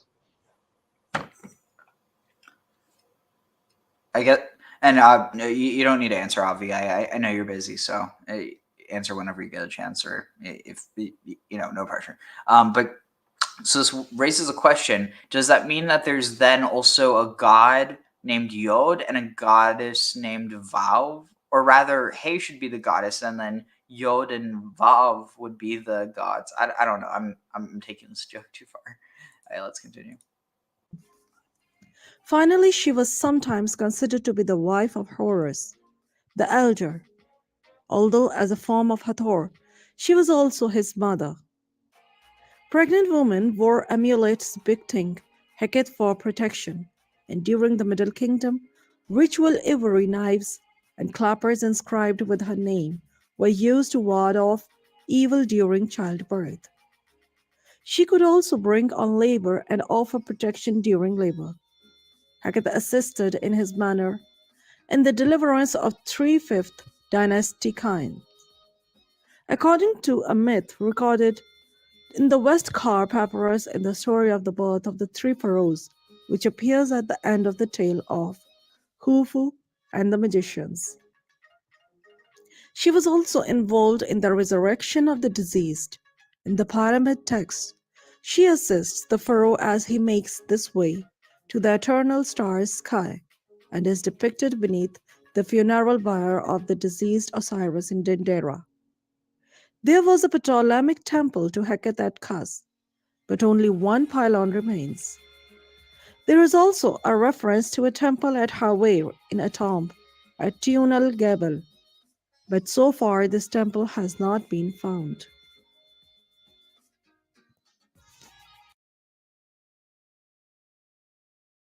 All right, time for the video that I was kind of laughing my ass off at. And this will be interesting, to say a word. Now, how do you think Jordan Peterson is going to interpret this? The plagues that Moses called down on the Pharaoh, and of course, one of the plagues was a plague of frogs. Yeah. And so, okay, so the frog is a perfect liminal character, because the frog, I think you tweeted about this as well. The frog lives both in water and on land, and so it's like it has a monstrous characteristic that it can cross over. It's one of those things that crosses over between worlds. And so you see that in the stories, like the story of the frog and the princess is a perfect example, and it relates to the Pinocchio story that we talked about earlier. So a princess goes to a pond. She's playing with her favorite thing, which is this golden ball. What on earth? And so she drops the ball. you know, that just to mention something, that golden ball is the same thing as the snitch that Harry Potter chases in the Quidditch games in Harry Potter. And it's funny because inside the snitch is actually part of Voldemort's soul, right? So what does this have and so that's to part of the do? soul of evil that's inside the golden ball. And the golden ball in Harry Potter has wings, which makes it a Are you round saying this isn't from a chaos. midrash? Technically speaking, it's an No. alchemical symbol. And the round chaos is a mercurial symbol. And the spirit Mercury is an emissary of the gods. And so the gods are speaking to you when anything flickers in front of you and captures your attention. Mm-hmm. And in the Quidditch game, the person who follows what captures his attention is the seeker, and also the person who wins not so much the game, but the meta game. What's important, I think, in this story is that the ball is the most important thing. Right. So, that's so, why so, it's golden. It's like right, that's the why sun. it's golden. So for her, it's the idea that it is the most important thing. Yeah. So she drops just the idea down into the water and then brings up. Okay, are we going to actually talk about the Bible? Into the thing of the highest value. Yes, exactly. Yeah, well, that's something for people to really think about marriages, for example. What? Build within a relationship, and so you emerge. Well, I as a think the Bible consequence of mentions telling the marriages truth. somewhere. Actually, it doesn't. There's no word for marriage. Fair enough. And having a truthful relationship, and then as a consequence of that, The word for husband is master, and the word for wife is woman. I'm not justifying it. I'm not endorsing it, but that's the truth. So, Jordan, I'm sorry, but marriage isn't biblical. the transformation can take place, and you might start with a frog, but maybe you end up with a prince. So Yeah. So like. Excuse me, please do not start off with frogs and end up with princes, because that implies some really disgusting shit. Also, don't listen to people who tell you that frogs were actually men who were transformed into frogs by Cersei. They might just want to see you kiss frogs, and that's kind of weird. So, don't do it. PSA. Like we talked about the idea that this is the structure of the world, and so it happens as much on a personal level as it does on a social level, on a bigger sense. So just a little hint, we talked about before the story of Abraham and the three angels coming and thank God, at least trying to bring it back to the Bible, announcing the birth of Abraham's son. Well, in the story of Sleeping Beauty, that's exactly what happens. The queen goes to the pond, and there, lo and behold, is a talking frog. And it's like they think that every story is analogous for any other story just because you can compare them. It's like, okay, but we're trying to maintain some logical consistency. into which things plunge. But chaos is an absolute state in some sense. It's the state of the unknown as such. And you never see the unknown as such. You always see something that's partly known and partly unknown. Right, exactly.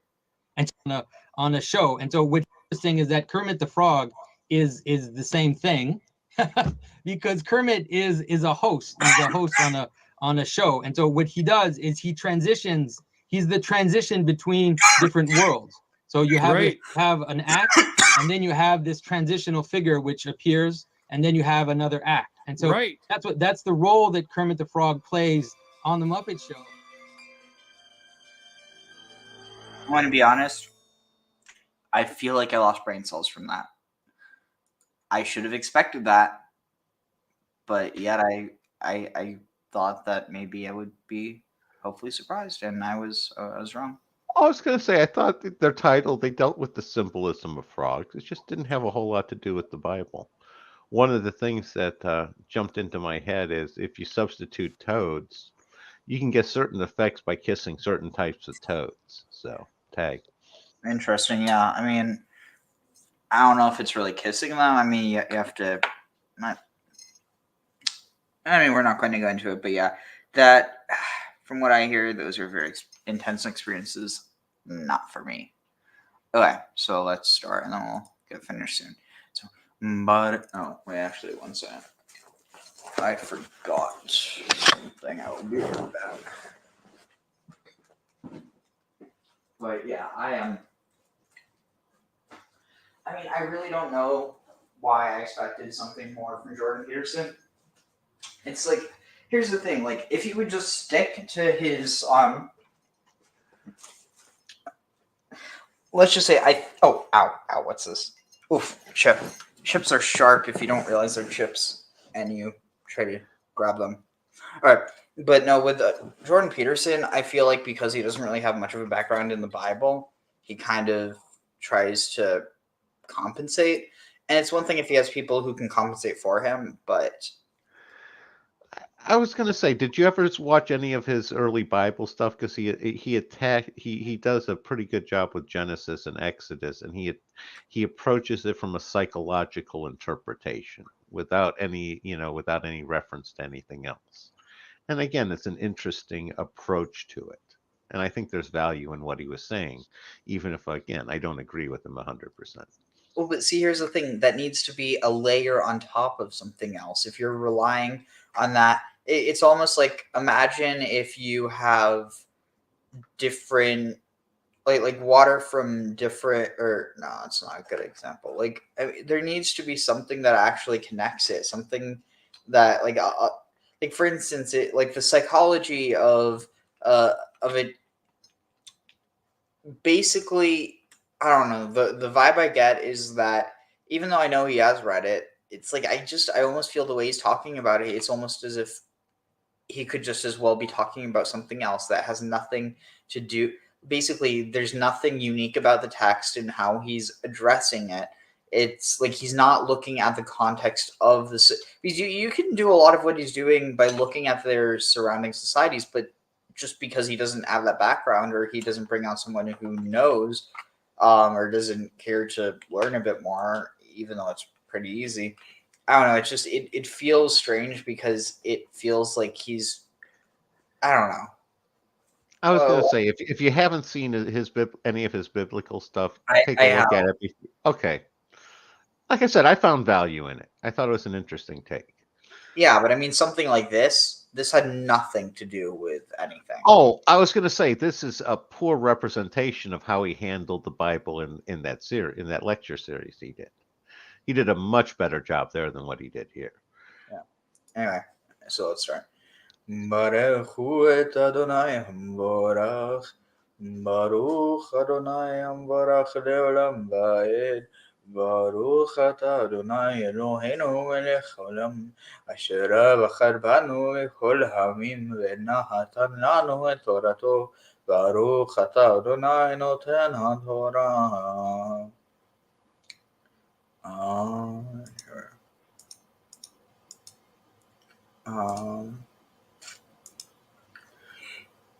I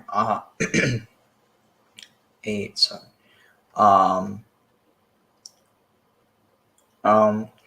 Vesaru hats.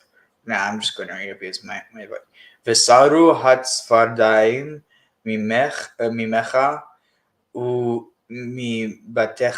umeavadecha umeamecha rak bayoer tisharna. So yeah. And the frogs will depart or turn from amongst you, and from your houses, and from your servants, and from your nation. Only in the 𤤅𤀀𤐃, only in the Nile will they remain. Was someone going to say something? I thought I just heard. Oh. Hope not. ויצא משה ואהרון מעם, I can't. ואהרון מעם פרעה, ויצעק משה אל אדוני על דבר הצפרדעים אשר שם לפרעה. And Moses and Aaron went out from amongst Pharaoh, and they they left. And Pharaoh cried out, wait, hold on. And Moses and Aaron left from amongst Pharaoh, from his presence, it says. And Moses cried to, okay, that makes sense. Moses cried to Adonai upon the word of the matter, upon the thing that the frogs that were there, he cried to him upon or over the thing, over the matter of the frogs that were there for Pharaoh. It's very strange. He cried out to Adonai in the matter of the frogs. This is very clear, like something's going on here, and I don't know how to interpret it. And I feel like there's definitely something on like on the sod level, but I do not know what it's trying to say. From the houses, the courtyards, and the fields, blah blah blah. I don't know. But honestly, maybe that, frog legs, like you said, not kosher, but food for the Egyptians. All right. Well, the other one, by bringing up Adonai, he could be emphasizing the channeling aspect of it, where it's not Moses and Aaron who's causing the Nile to turn red. There's just the agents of Yahweh doing it. Tag. I see that. Also, let me see where I'm going into. Let's see. Sepharia. 8. 6. Okay, sweet. That's not that bad. And then 6 goes until.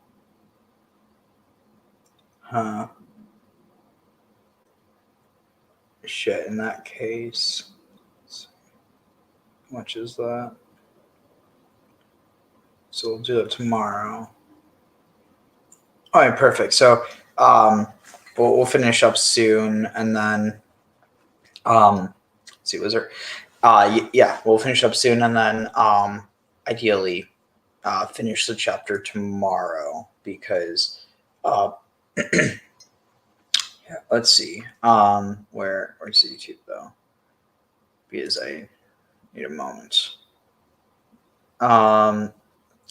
There is really interesting stuff about Egypt, frogs, 𤤅𤀃, but let me see if I can actually find. Let's see.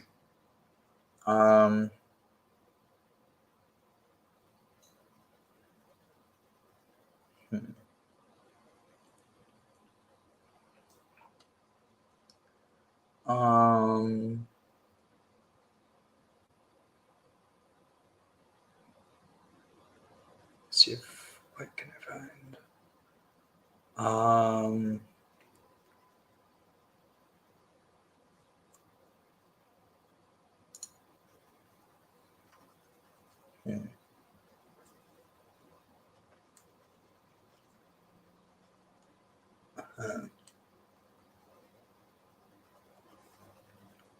Uh, 345.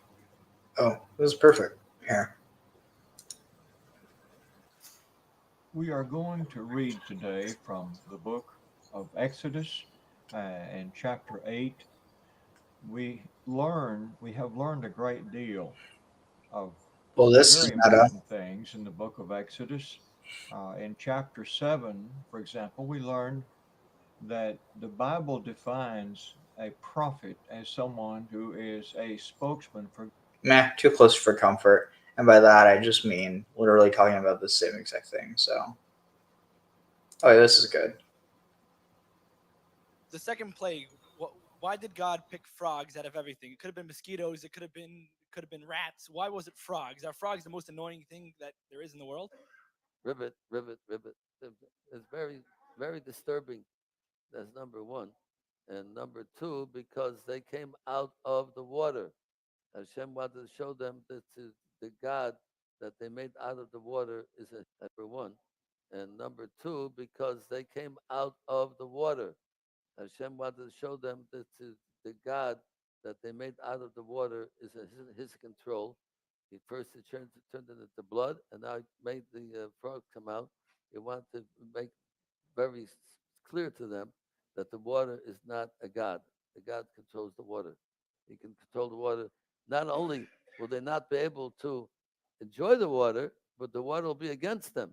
They'll produce frogs that's going to drive them crazy.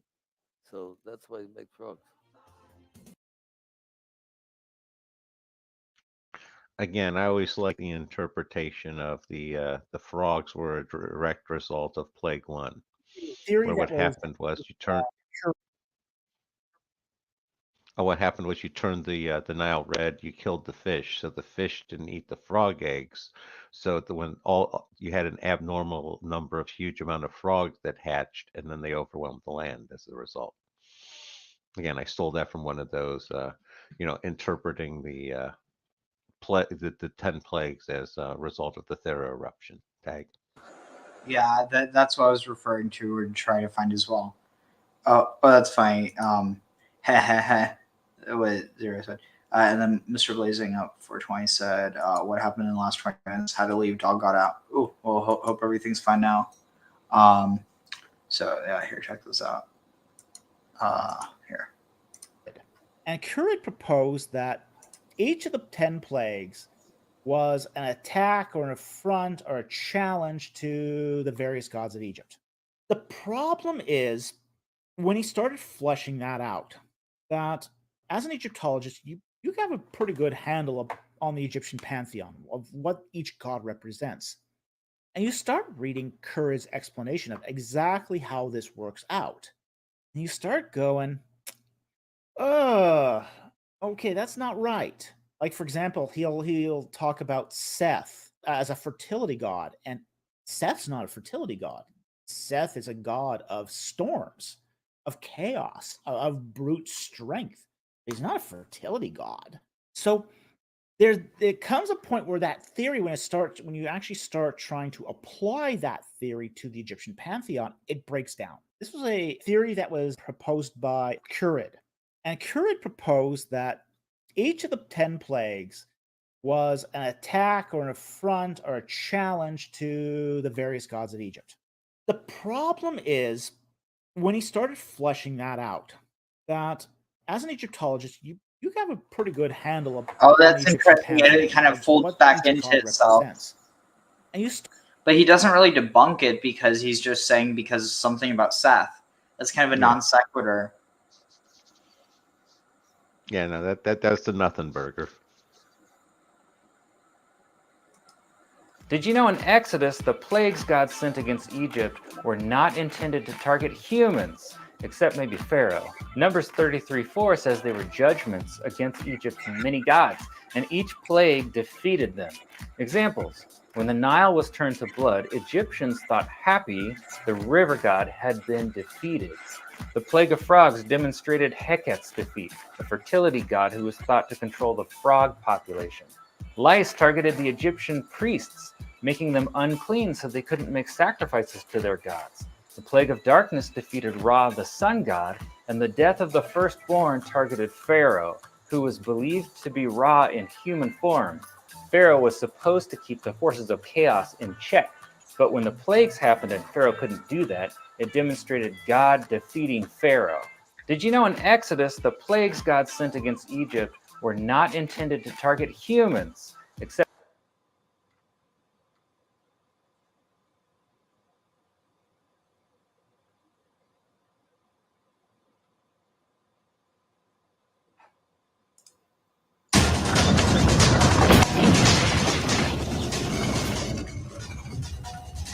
Today on Digging into Truth, evidence of the plagues of Egypt.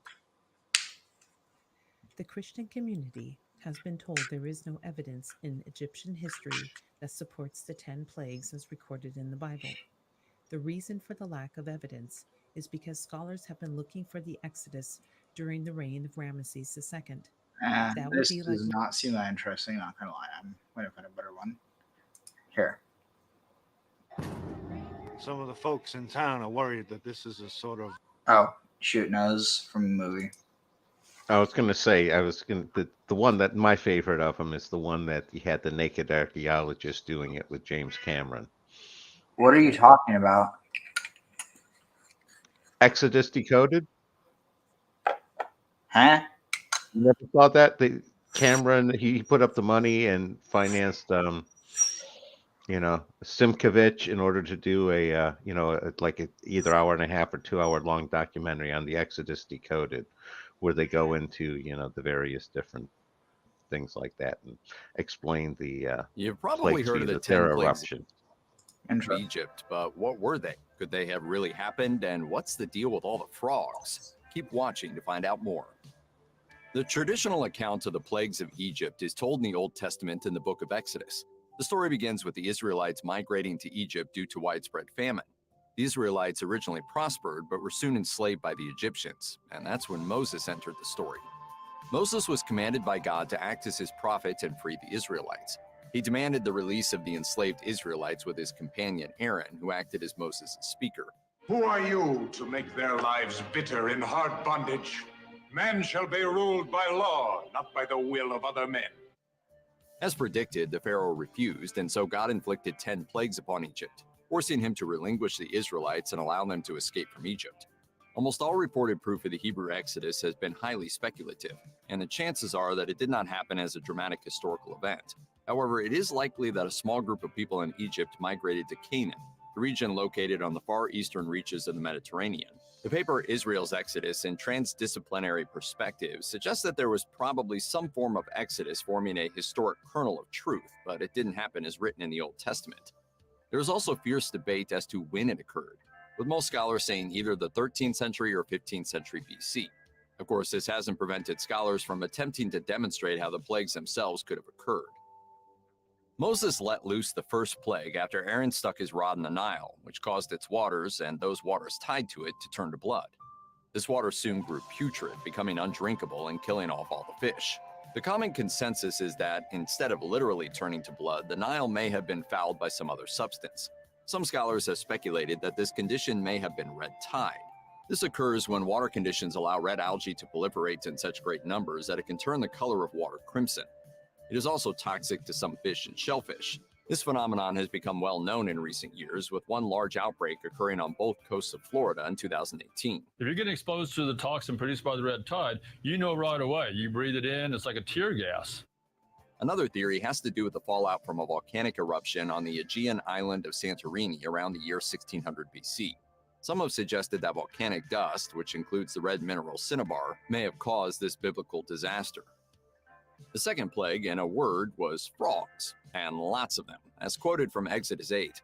And the river shall bring forth frogs abundantly, which shall go up and come into thine house, and into thy bedchamber, and upon thy bed, and into the house of thy servants, and upon thy people, and into thine ovens, and into thy kneading troughs. So what's the deal with this one? Frogs seem more of an irritant than a plague after all. While it's never clearly explained why frogs could be so damaging, those who push the red tide theory of the first plague have suggested that frogs could have rampantly bred in a river devoid of fish. However, they would have been driven out of the water by a lack of oxygen. Meanwhile, if the volcano theory holds weight and the water was fouled by ash, it would have been so acidic that it would have driven the frogs out of the water. There have also been historical instances of mass movement of frogs, including several occurrences of a phenomenon in which frogs rain down from the sky. Mulder, toads just fell from the sky. The parachutes didn't open. In any case, the Pharaoh temporarily agreed to release the Israelites. After the frogs were killed by God, however, the Pharaoh went back on his word, setting the third plague in motion. The third plague is somewhat nebulous. Exodus 8 tells how Aaron, at the behest of Moses, struck the ground with his rod, which turned the dust to lice. In its analysis of the plagues, the paper Origin of the Old Testament Plagues points out that the Hebrew word kenem has usually been translated to mean gnats, mosquitoes, or lice, basically small biting insects. One theory posits that atmospheric warming may have created warmer swamp-like conditions in which these creatures could have thrived. It's also true that the dead frogs from the end of the second plague would have led to an increase in insect activity. These may have been 𐤅𐤀𤐓𐀆, small biting insects that lay their eggs in the dust and whose larvae feast on corpses such as dead frogs. The Pharaoh, of course, still didn't get the hint, and so the plagues were intensified. The exact nature of the fourth plague is even murkier than the third. The King James Version of Exodus translates it as a plague of flies. However, other translations involve wild animals instead. The Hebrew term used in the Old Testament, arov, means mixture, so it has been hard to pinpoint exactly what this plague was. The Jewish text known as the Haggadah has often been decorated with fierce beasts to depict the fourth plague. But there has been significant debate about whether the term arov means a mixture of wild animals or a mixture of insects. It's perhaps more likely that this plague was indeed made up of insects of some kind, since it is hard to imagine lions, tigers, and wolves invading the Pharaoh's land en masse. If the fourth plague is interpreted as flies, it fits more tightly with the speculative framework of the 10 plagues of Egypt being linked to scientific climate change. Specifically, biting flies would have become abundant in warmer weather. As the Bible tells it, the Pharaoh agreed to let the Israelites go to the wilderness to pray for 3 days if Moses ended the plague, but he went back on his word once more.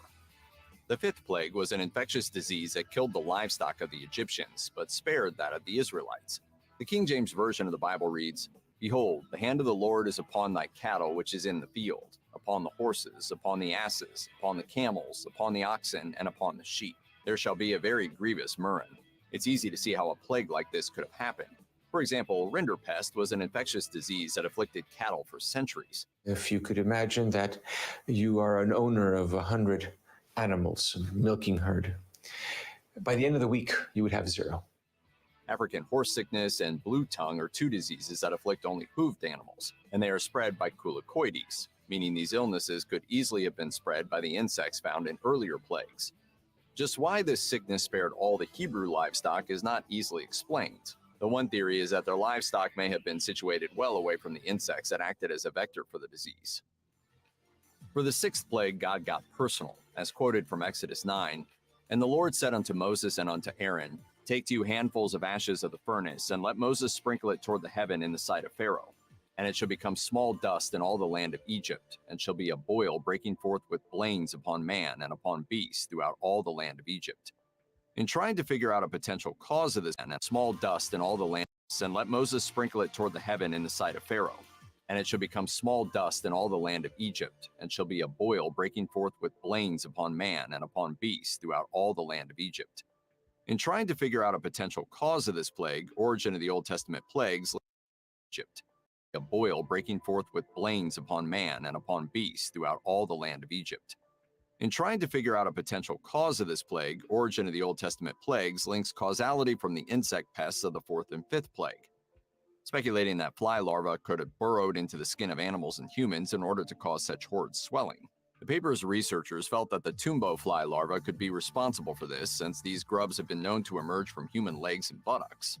This would explain why the Pharaoh's magicians could not even stand because of the effects of the boils. The paper Environmental and Medical Aspects Related to the Sixth Plague of Egypt takes a different tack, proposing that the boils were the result of environmental air pollution caused by a volcanic eruption. Regardless of the cause, the Pharaoh did not seem to be too bothered by the boils, so he did not free the Israelites. The seventh plague consisted of fiery hailstorms. The authors of Origin of the Old Testament Plagues propose that this was a result of an El Niño Southern Oscillation superstorm. Another explanation goes back to the theory of a volcanic explosion in Santorini. Such a volcanic eruption may have disrupted weather patterns, perhaps causing severe storms. This seems to be the only plausible kind of scientific explanation for a storm of such intensity.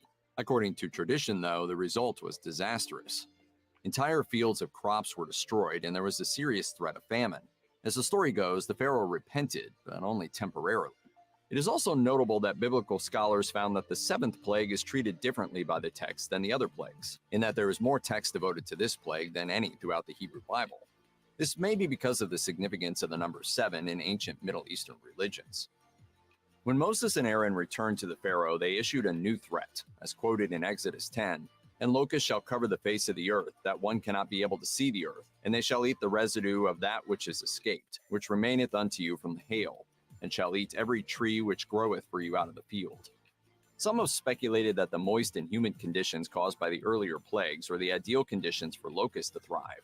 Some scientists who support the volcanic explosion theory suggest that the fallout from ash caused the weather anomalies. This would have caused the higher precipitation and humidity. That kind of environment is a prime opportunity for locusts to thrive. In the Bible, the Pharaoh again repented and begged Moses to get rid of the locusts, which were dispersed by a mighty divine wind. And then the pattern repeated, and the Pharaoh once again betrayed the Israelites. Curse your sudden but inevitable betrayal! By now, it was clear that the Egyptian Pharaoh wasn't getting the hint, so this time God wanted to do something entirely unnatural.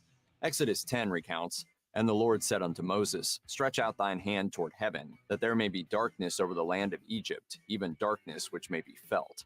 This darkness lasted for 3 days, forcing all the Egyptians to stay at home except the Israelites, who had lights within their own houses.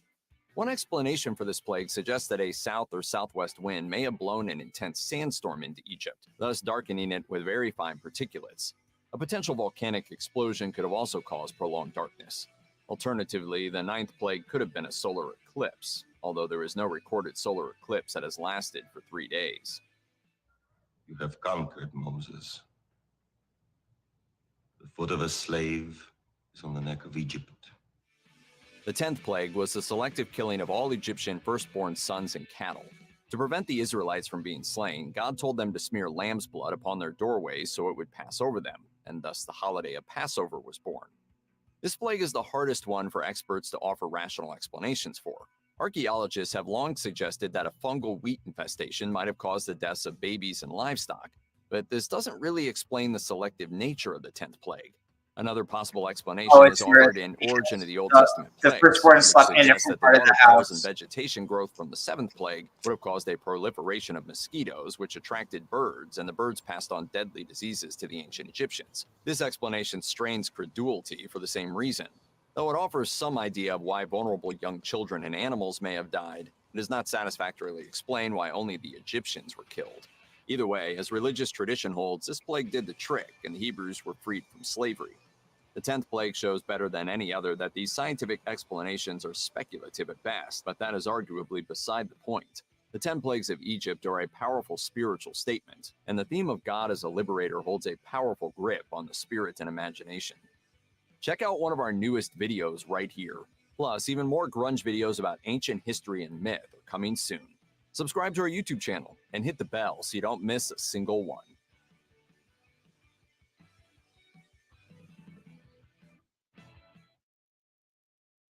Yeah, the one on the 10th plague that I thought was at least somewhat scientific was the idea that it was, like they said, the bad grain, and the reason why it hit the firstborn was they tapped into grain reserves that were bad, and the oldest, the firstborn, gets the first servings, and they would have been the ones affected.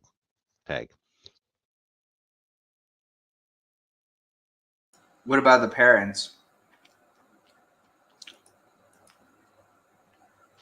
The parents would have had a strong enough immune system to survive, is I think the explanation they gave.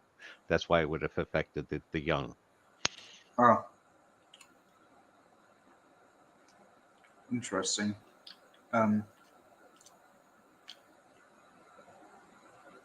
3 days of darkness is a little harder to explain. Hmm.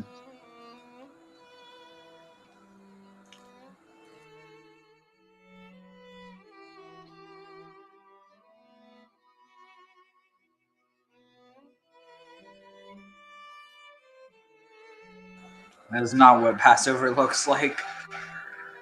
They're just like stereotypical Jewish, women blessing candles.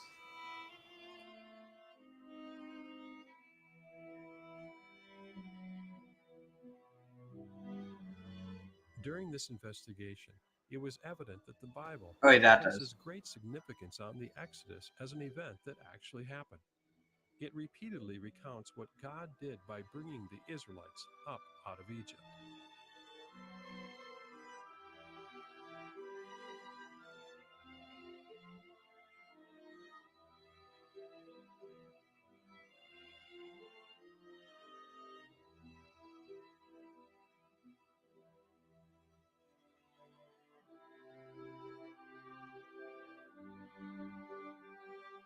However, the lack of Egyptian records for this type of event causes many people to claim that the Exodus didn't happen.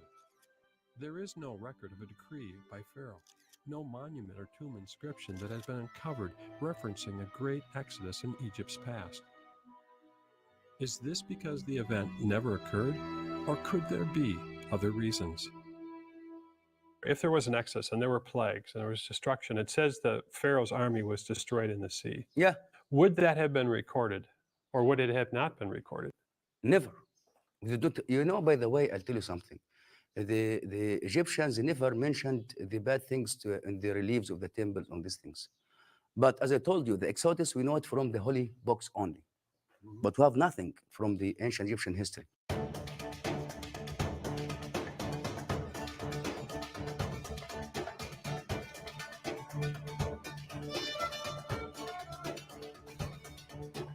In 2002, on my way back from our first trip to Egypt, we stopped in England for a few days to film Egyptian artifacts and the Rosetta Stone in the British Museum.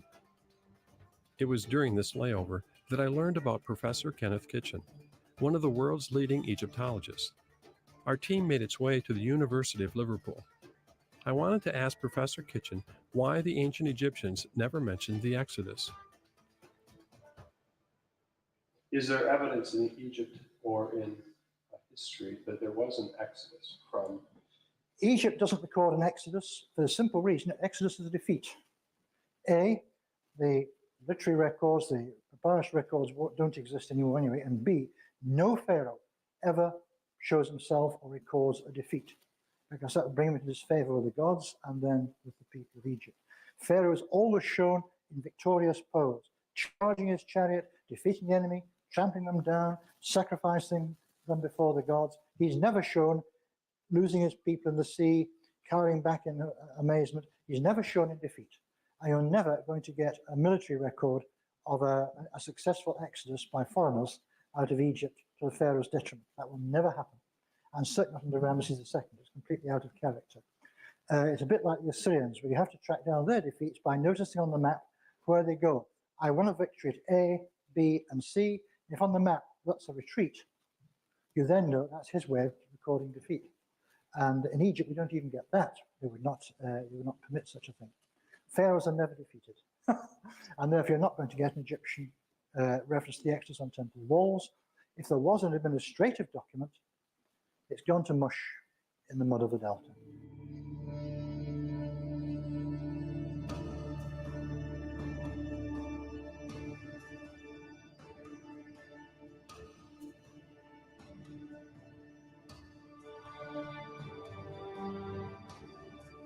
I also asked Professor Kent Weeks, who has done important excavations in the Valley of the Kings, to explain why we shouldn't expect to find reference of an exodus in official Egyptian records. There's no mention of this in ancient Egyptian sources, and you might say, well, why would there be? Why would the Egyptians carve on their temple walls for all eternity a note saying, yeah, there was big problems in town, we suffered a great loss, or we lost a battle. These are not the things you want to inscribe in perpetuity. So by the nature of Egyptian mentality, they wouldn't inscribe a defeat if there was one. They would certainly put the best possible face on a defeat, yes, turn it around. That's not unknown in other cultures, including our own. Well, there's a poem that Ramesses' son has, it's the Israeli stele, the Merneptah stele, that basically says that all these nations are pacified and they're underneath the control of this dynasty. Yeah, and that could again be the kind of hyperbole that one finds on many inscriptions during the period. The Egyptians are not likely to say, yes, Pharaoh went into battle, made a series of really stupid blunders and lost the war. Oh, well, we'll build this temple to him anyway. That's not in the Egyptian character. They're going to make the best of a bad situation and or just pass it over as if it never occurred. In other words, I am always a bit doubtful of the historical veracity of inscriptions, particularly those that one would find in a context like this, where it was antithetical to the purpose of the inscriptions to give absolute 100% well-documented historical truth. The whole purpose of the temple was to ensure that Pharaoh's relationship to the gods and his relationship to ordinary mortals like you and me were maintained, that there was a proper balance. And if that required doing what you or I might call shading the truth, but what the ancient Egyptians might have called seeking Ma'at, seeking a higher level of truth than just a newspaper correspondence description of an event, well, so be it.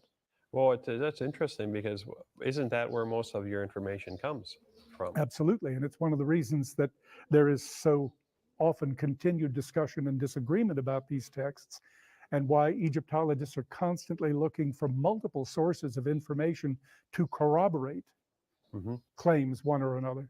So these inscriptions here are telling one side of a story that the Egyptians want us to know. They are telling one side of a story they could care less about you and me and wanting us to know. They are telling a story in a way that ensures a proper relationship will continue to exist between the gods, the Pharaoh, and the Egyptian population.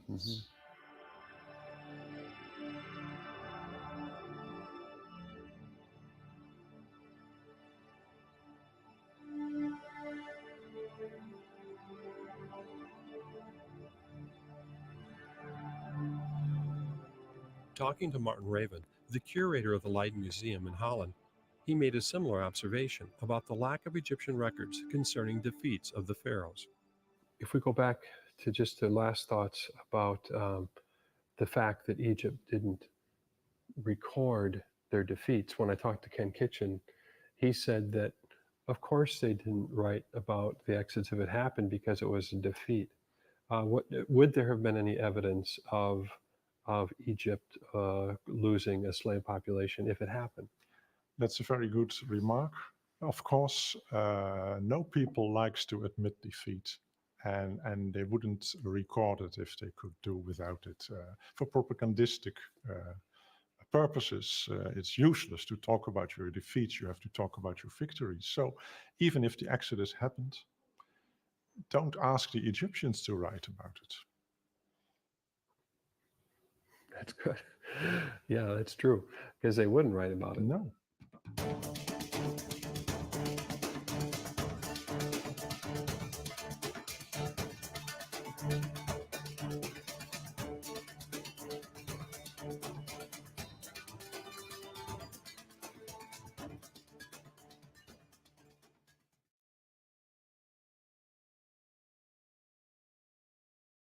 Interesting. Okay, we'll start up again in a moment. Oh, this looks interesting. Oh wait, no. Yeah, no, I was going to say that. I was going to say the saying that I learned was that pharaohs never learn; they just win closer and closer to home. Tag. Well, what were some of the finds that Petrie made when he was in the Sinai? Before I forget, so Avi, he had a work meeting, but he wanted to say, he said, I just wanted to tell something about the Arov. In Psalm 78, it is written that Arov came right after the frog, or vice versa. The frog came after the Arov. They came one after the other. So you might think that Arov is an animal that is being eaten by the frog, insects of flies. And so in Psalms 105, it is written that first came the Arov and then the Kinim. And so they are parallel one to another. Or maybe, it's Kinim Arov. Or maybe the same plague. This is what made some to consider the Arov as another document that described the same plague of Kinim, but this time with a warning to Pharaoh, and this is beg to stop it. Yeah, interesting. What's it?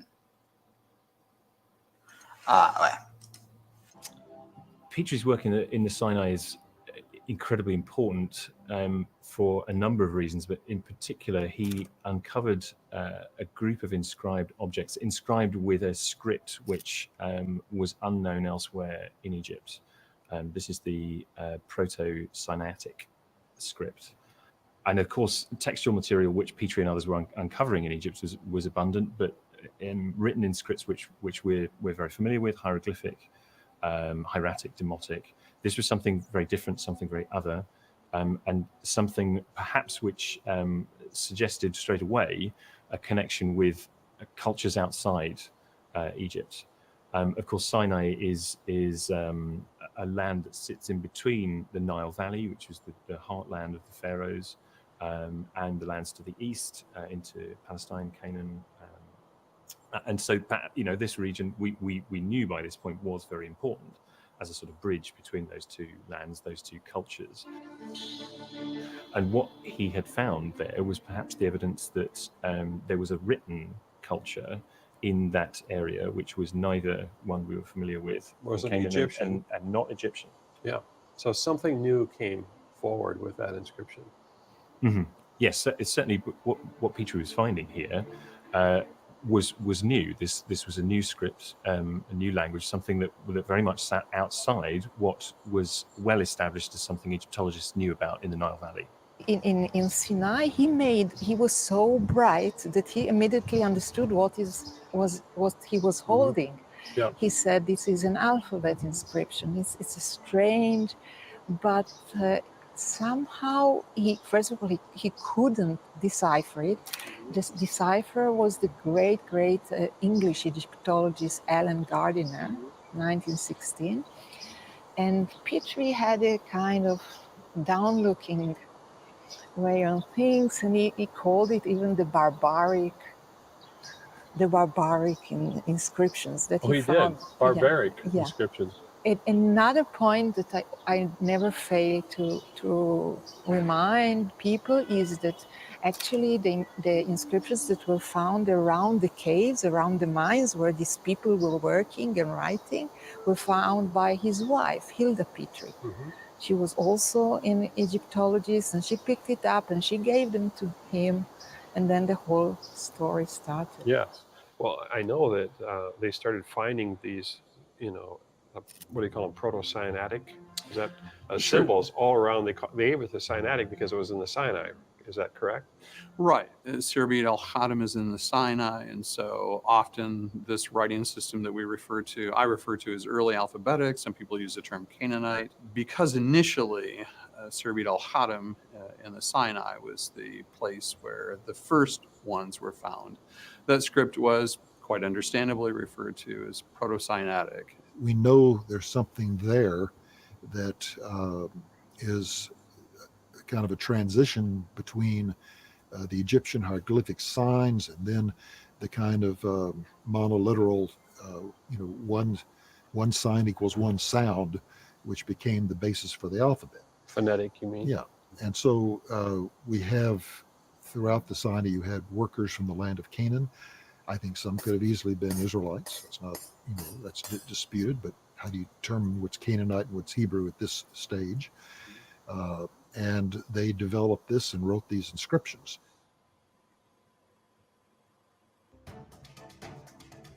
When you think about the ability to create words, the ability to have words and communicate ideas, that's a very powerful tool.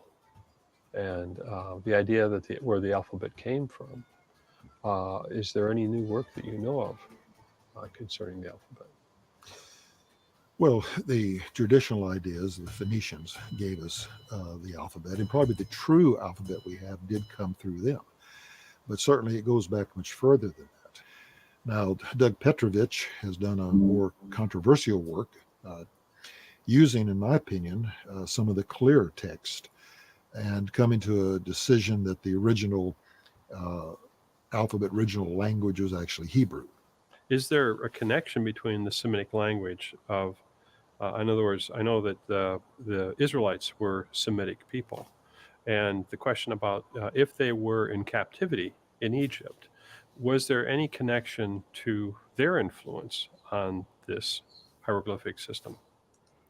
Well, 5 or 10 years ago, I would have told you I have no idea.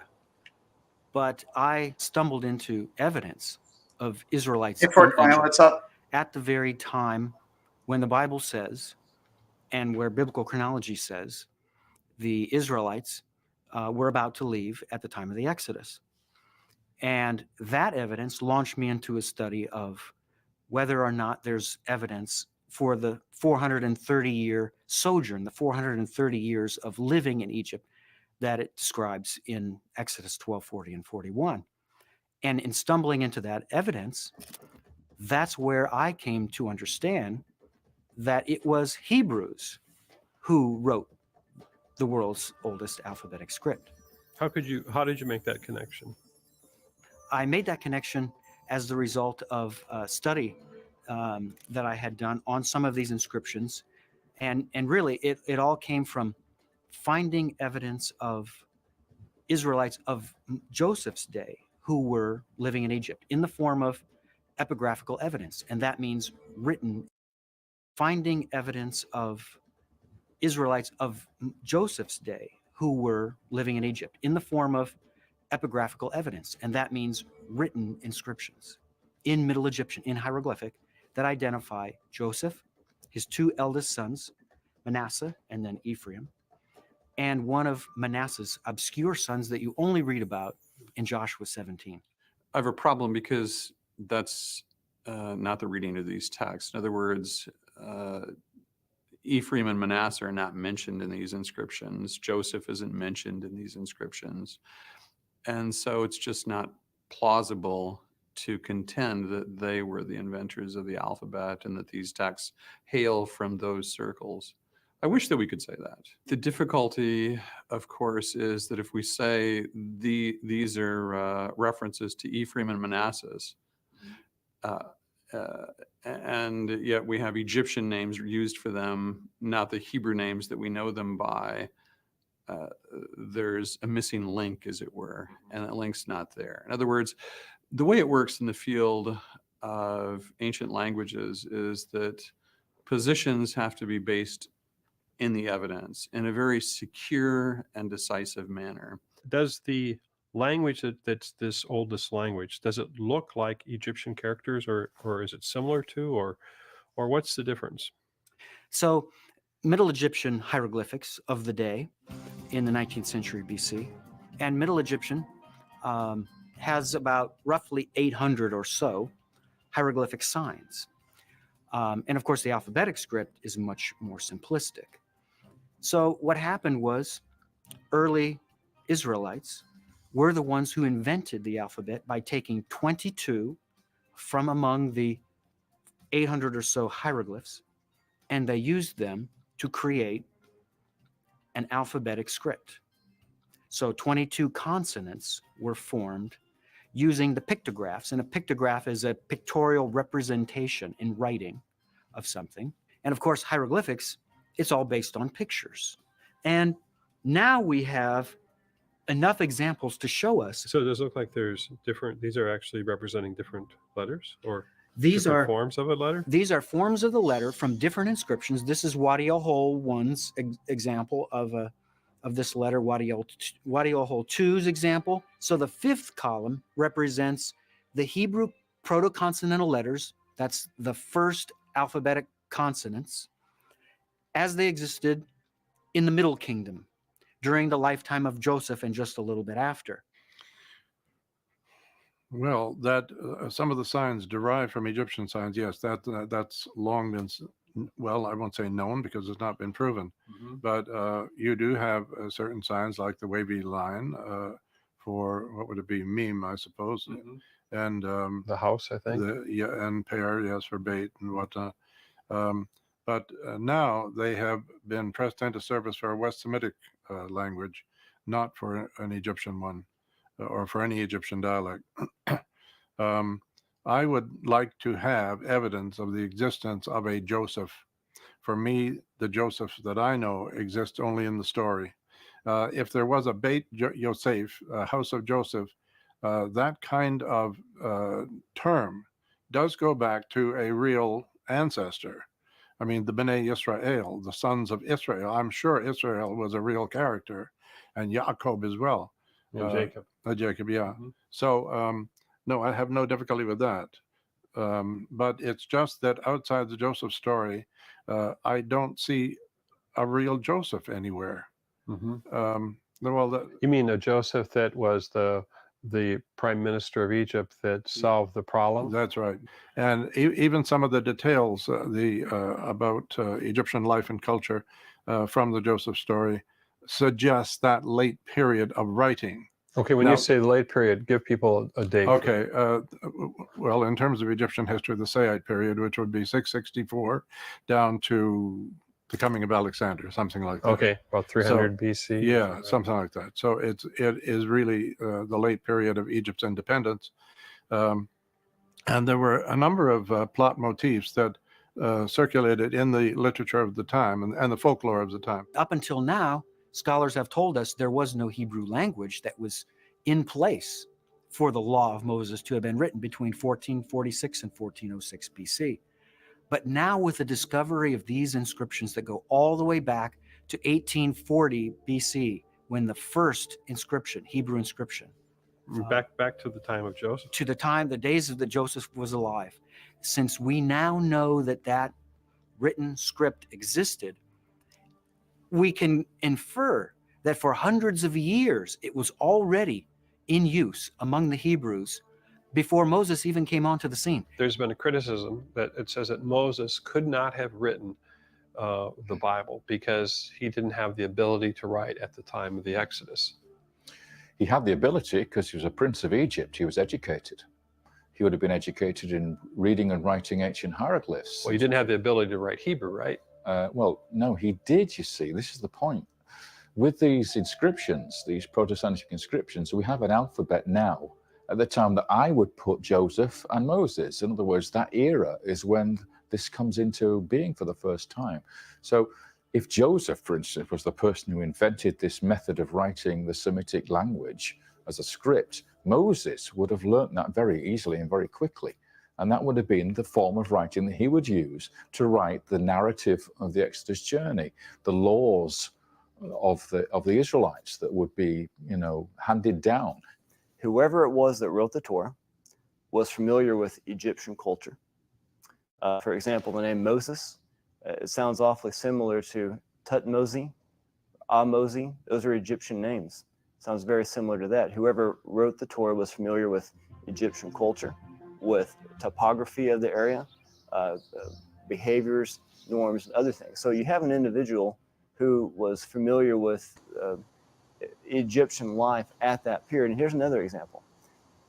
Semitic languages at the time that this one was originally alleged to have been written, and that I believe it was written, they didn't use a definite article.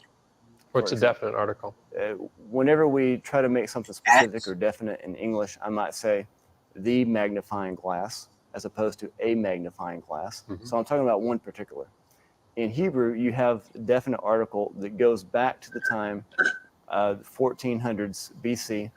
None of the other Semitic languages had that at that time, but Egyptian did.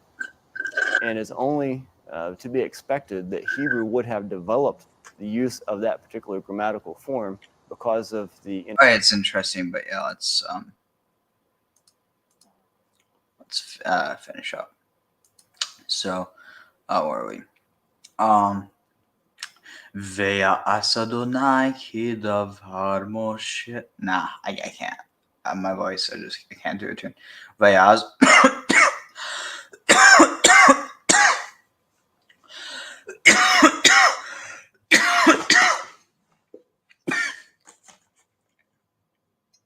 Ve'as Adonai kidavar Moshe ve'yamhutu.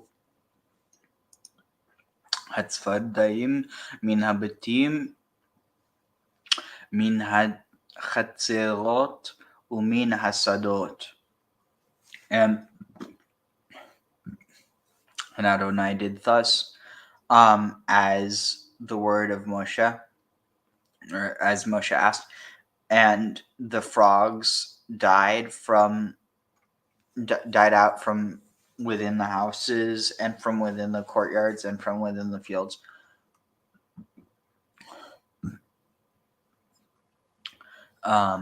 Vayitzberu otam. No. Vayitzberu otam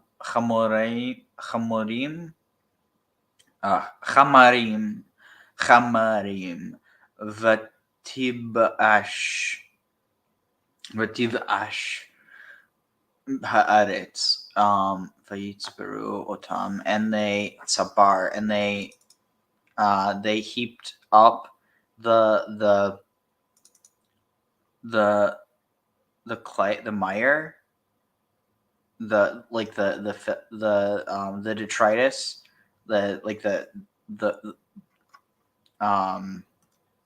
just got, what's the other word for it?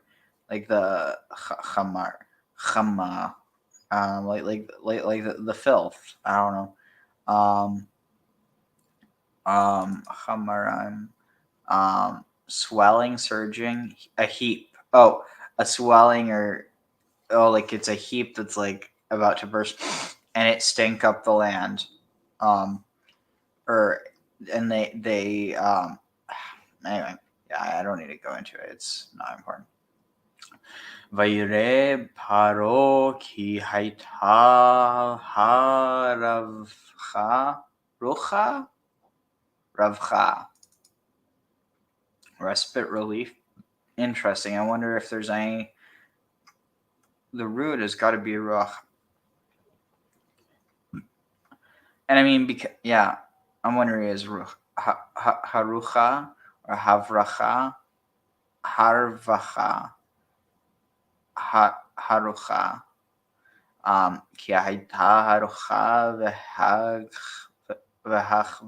והכבד את ליבו ולא שמע עליהם כאשר דיבר אדוני. And Pharaoh saw that they had respite, and his heart was made heavy, and he did not hear them as they just as Adonai had spoken. Vayomer Adonai el Moshe emor el Aharon nete et matecha vehach et afar haaretz v'haya lekinim v'chol eretz Mitzrayim. And Adonai said to Moses, spoke to Moses, saying, "Say to Aaron, stretch out your hand and like over the dust, and strike, and smite the dust of the earth, and it will become it will become for kinim. It'll become like mosquitoes or fly, like sucking or biting flying insects. But bechol eretz Mitzrayim, in all the land of Egypt. ויעשו כן ויית אהרון את ידו במטהו ויח את עפר הארץ ותהי הכינים באדם ובבהמה כל עפר הארץ היה כינים וכל ארץ מצרים.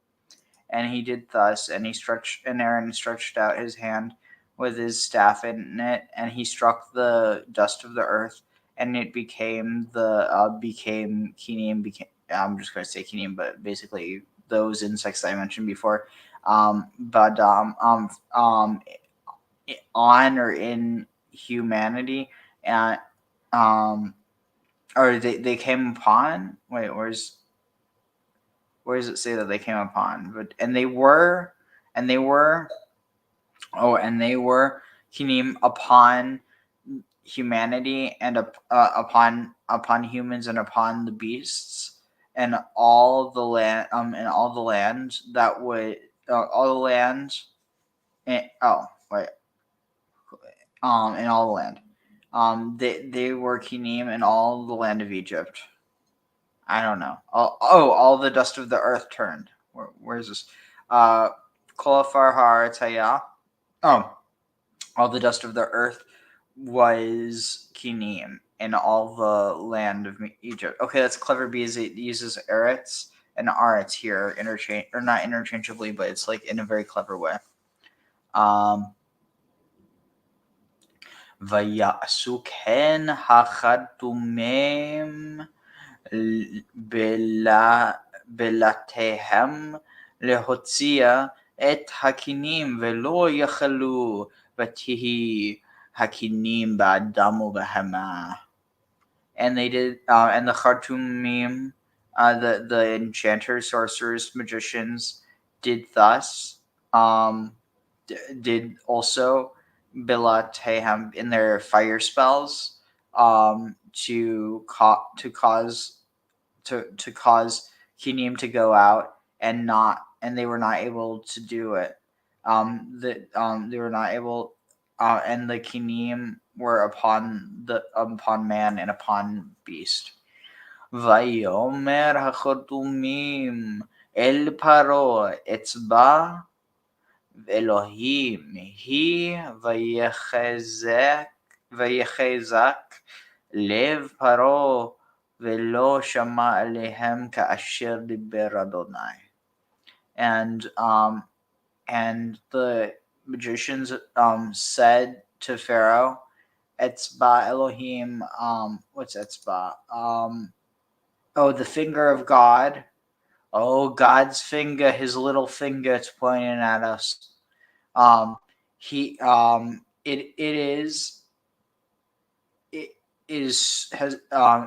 Its strength. Wait, what?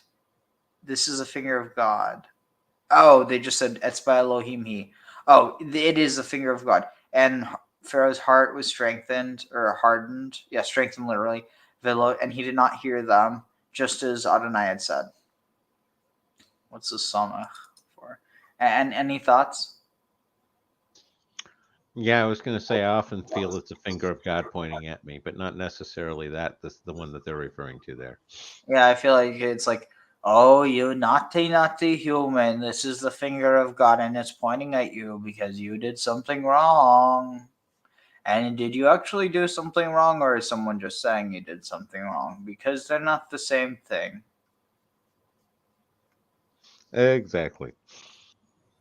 All right, let's see. Have become ill, started a sneezing headache, yellow mucus, stuffy nose, splitting headache. No, actually gotta go mayherl. If you know, see me again. Good. You'll be fine, Zero.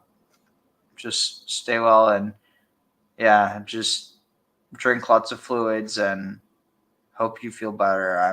I'm hoping that you'll get better, because you will get better. Avoid the cold. But you will get better, because the only way out is through. So, got to get through this. Lots of tea. Let's see. Good luck, Zero. Yeah.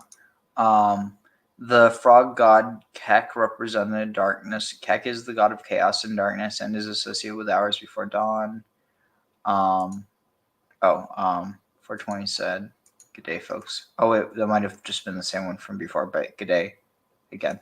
Unless, wait, let me see. Did you say anything before? No. Okay, it was just this one before. Mr. Blazing Up 420 said, "Frogs plagues come before the drought. The female craves more females, so they can move away from the coming drought. Get connection to Mercury, the messenger coming before the dawn. If you can catch Mercury very fast."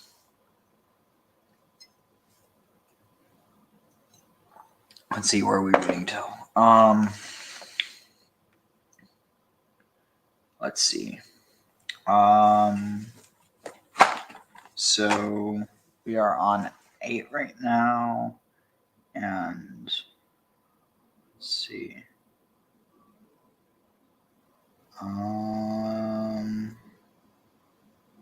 So that ends there. So that's C35.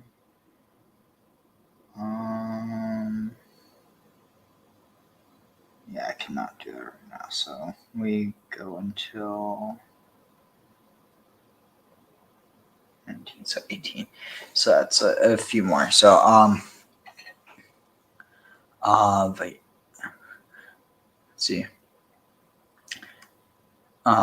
ויאמר אדוני אל משה השכם. Oh wait, this is interesting. Oh wait.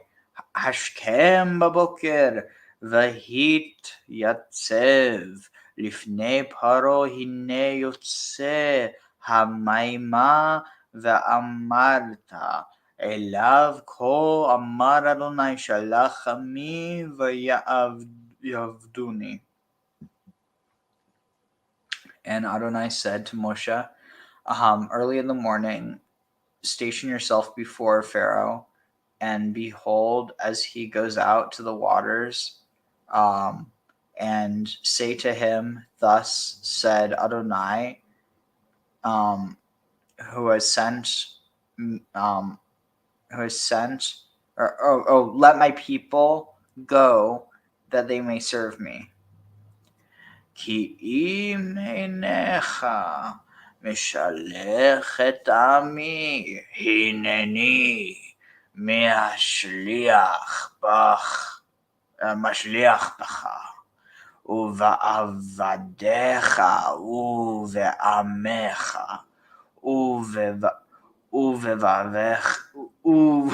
ובבדיך את הערוב. ומלאו בתי מצרים את הערוב, וגם האדמה אשר הם עליה. Because if you do not let my people go, behold, I will let in you, or let upon you, and upon your servants, and upon your nation, and upon your house, et ha'arov,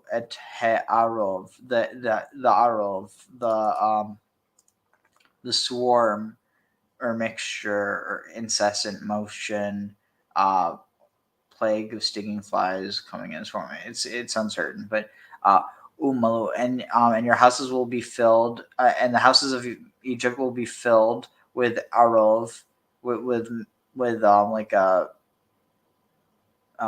with swarms, and also the earth that is theirs upon it. The ground that they are upon will also be swarmed or filled.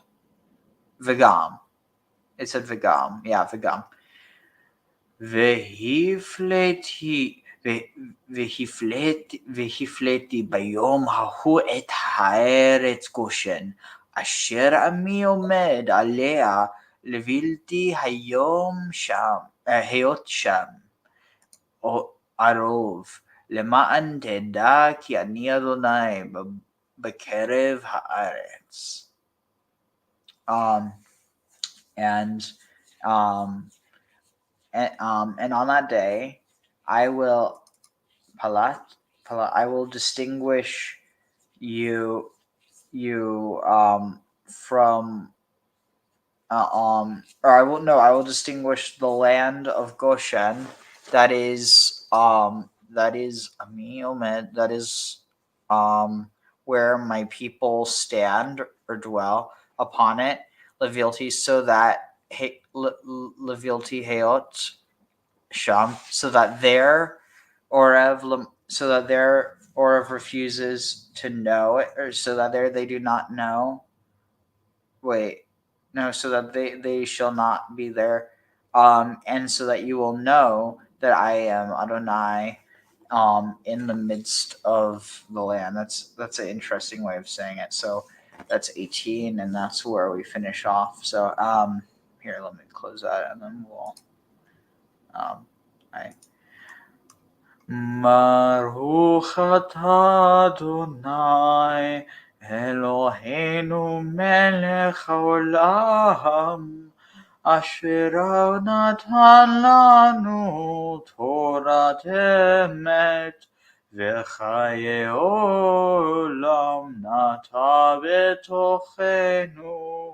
Baruch atah Adonai Noten HaTorah.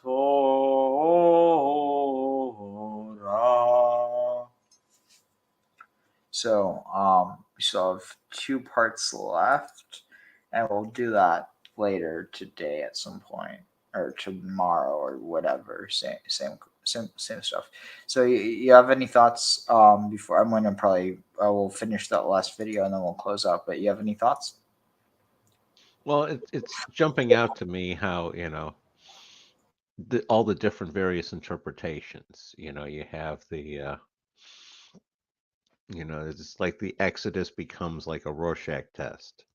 where you're just like you can get out so much different parts of it, and that's one of the reasons why I like, I've kind of settled into that pluriform interpretation, where just because one interpretation has some merit and can be true doesn't mean other ones can't as well.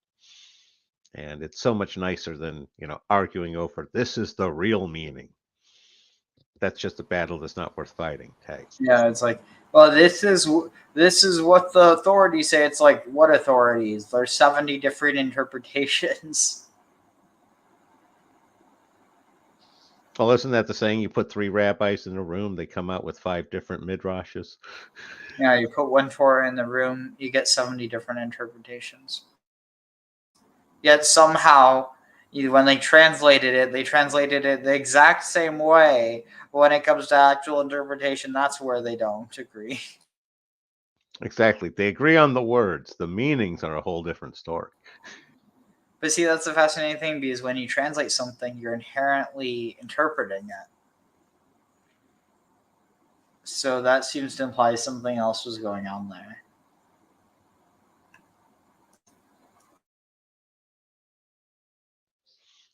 We won't speculate as to what.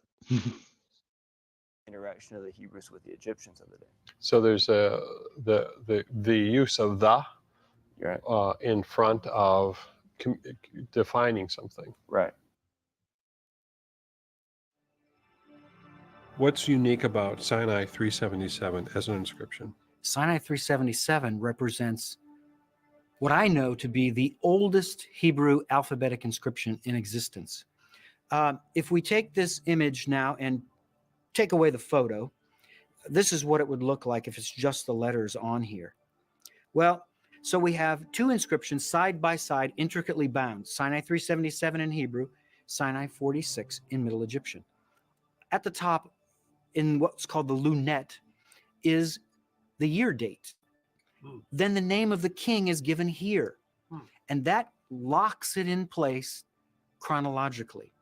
So this Middle Egyptian inscription is connected to this inscription because of how the 2 stelliforms are formed, made to be as part of one. And we know that it's connected because we have the same breaking down of the stone here in this place as we do here in that inscription. So it's uniformly worn down over time. What date were the inscriptions at the Sinai mines, and how do we know?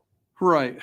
That's a debated point. Most people argue that they hail from the Middle Kingdom. Both the inscriptions from Serbid al-Khadim and those from Wadi al-Hol are, in essence, argued to be Middle Kingdom. Usually we posit that they date to around 1800 BCE.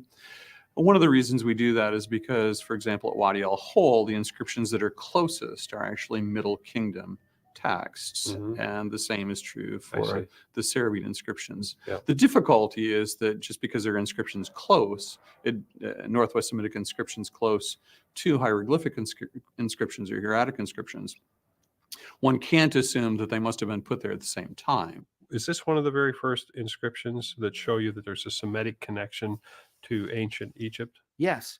And if we look at this inscription, now it gives you a full showing of the stelliform.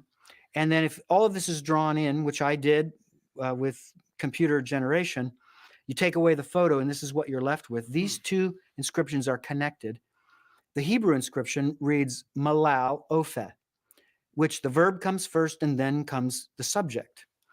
And it's saying the baker has inscribed, and that's it. It doesn't say what he inscribed, but the implied direct object of what he inscribed is this stela, this stelliform inscription. So it's almost like graffiti in a sense that if you were going out to a park and you went deep into the park and you found a beautiful stone there, you could write, Tim Mahoney was here. It's similar to that in that the baker is saying, the baker has inscribed this inscription, and that's all. And once this thing was invented, one should remember, there were no schools, there were no institution, nobody was interested in this, excuse me, ugly, I don't want to say ugly words here, but it was It didn't have the beauty of let's say Egypt. And it's so ugly. Have you seen it? How Yes, ugly I have. it is. One is big, but one letter is big and one is small, and they look different. And so it was a kind of a secret script or something that ran away among these simple people, the miners, the soldiers, all the people that ran around, all the Canaanites that were running around in between Egypt and Sinai and Canaan in this period. Canaanites were moving around all the time, and they could write their names. This is what you needed it for. You would like to write your name, especially to leave it for the gods. It's very important. This inscription is telling you the time of the potential relationship of exactly the time that both of them were written. And what it's telling you is that the Hebrew writer of Sinai 377 and the Egyptian writer of Sinai 46 were on friendly terms with each other. They had some kind of important connection between them. It's hard to read this text too, isn't it? These texts are difficult to read. And part of the reason it's difficult to read them is because the people writing them were writing on surfaces that weren't perfect for writing. Sides of rocks. That's caves, right. Right. That's right. Yeah. Or statuary. And so in the case of some of the Cerbid inscriptions, of course, as well, that's a better surface. But have you ever tried to go into a cave and write anything? I don't know if it's allowed, but it's not easy to scratch necessarily, depending on what you have. I mean, it's not easy to leave a mark. That's right. And I suppose that what I would then note the obvious, someone's attempt to state that they can not only read these inscriptions, but read names that we know from the Bible, or posit that we have people present in these inscriptions from the Bible. It's a difficult thing indeed. And to use an expression that we sometimes use in the South, that dog won't hunt. In other words, you just can't do that. You have to have evidence for these proposals, and it's just not there. You are building a case that Joseph and his sons, Ephraim and Manasseh, were really the originators of this early Semitic language, the written part of it. This would have been transferred through the generations then of the Hebrews in Egypt. Would they have been learning this? I think that the fact that we see Middle Kingdom inscriptions from 1840 BC, 1834 BC, 1831 BC, 1772 BC, we see these Middle Kingdom inscriptions in perfect form of Hebrew. And then we see it in the New Kingdom in roughly 1480 to 1446.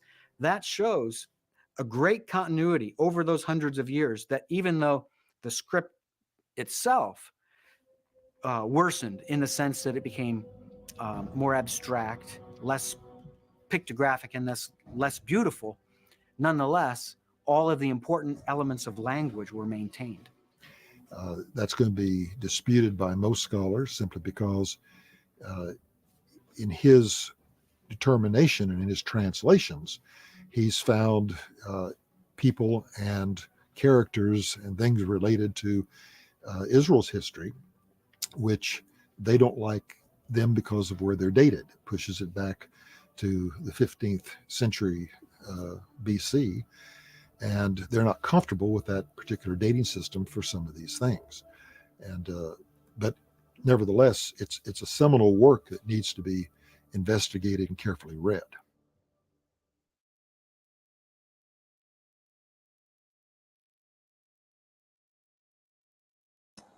Definitely interesting.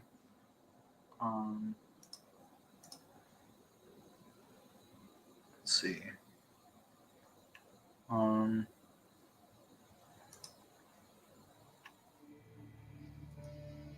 David, for me, I think these inscriptions are really exciting.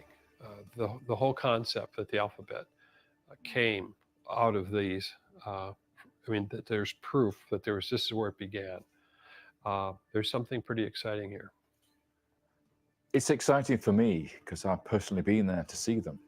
And that was one of the reasons I went to Sinai in the first place with my expeditions, was to go and locate these inscriptions. They're called Proto-Sinaitic, All that simply means is that they're the earliest form of writing that we find in Sinai, and that's where they were first found, which is why it's got the label. Other people would call them early alphabetic scripts. But what was amazing was the fact that they evolve, it would appear, out of Egyptian hieroglyphs. So some clever person, a Semite, has taken the Egyptian hieroglyphs and he said, okay, this shape is the shape of a house. Okay, now Egyptian, that word would be pair for house. But in Hebrew or in Northwest Semitic languages, the word is bait. Okay, so this shape, this hieroglyphic shape, becomes the letter B for bait. Okay, now, and that's what they did. That's how our alphabet arrives at from these early signs. You could do it with every one of those signs, can convert in our modern alphabet. So somebody with an understanding of Egyptian hieroglyphs, who was a Semite, right? Yeah. At a particular time in history, grabbed onto these symbols, yeah, and used them and made them something different. Made them something very special, an alphabet, because ancient Egyptian hieroglyphs are not an alphabet. Ancient cuneiform is not an alphabet. None of them are. They're syllabic scripts, okay? So here we have, for the first time, the use of 26, 27, some people say 22 signs that are consonants that they can combine to make words, and that's the real skill of it here. There are no vowels written at this time. It's still only consonants, but you can make so many combinations of words from these few letters. And we have 26 letters in the alphabet right now, so not very much has changed for almost, what, 4,000 years? All they've added is the vowels. Yeah, or actually, it's probably, what would it be? It would be actually more than, would it be about 4,000 years, wouldn't it have been, when this alphabet was? It's 3,500, well, yes, no, you're quite right, actually. It would be between 3,500 and, say, 4,000 years ago that this alphabet came about. Yeah. And it's been, so you can just move letters around and create words. Yeah, absolutely. So people have been critical of even the existence of Moses, and they're saying that Moses couldn't even have written any of this, and that the Bible, the early parts of the Bible were written 1,000 years after the event of the Exodus. And why I find this interesting with the alphabet is this Semitic Northwestern, what would you call it? A Northwest Semitic? Northwest Semitic is the safe way to describe it, because it quite clearly is Northwest Semitic. Whether we can say it's Hebrew is not a matter of looking at the language and the script. That's a matter of when it all happened. It's a matter of history, in other words. So if we have Moses placed in this period of the Middle Bronze Age, the time of the 12th and 13th dynasty in Egypt, if Moses was alive then you can say it's Hebrew.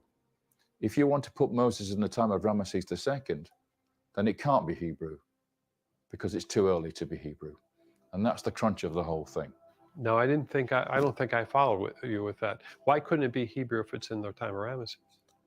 Because if you're saying basically that Moses and Joseph were actually later in time than when this script was invented for the first time, then somebody other than Hebrews or Israelites must have invented it. Mm-hmm. It couldn't have been them. Mm-hmm. Okay, I get it now.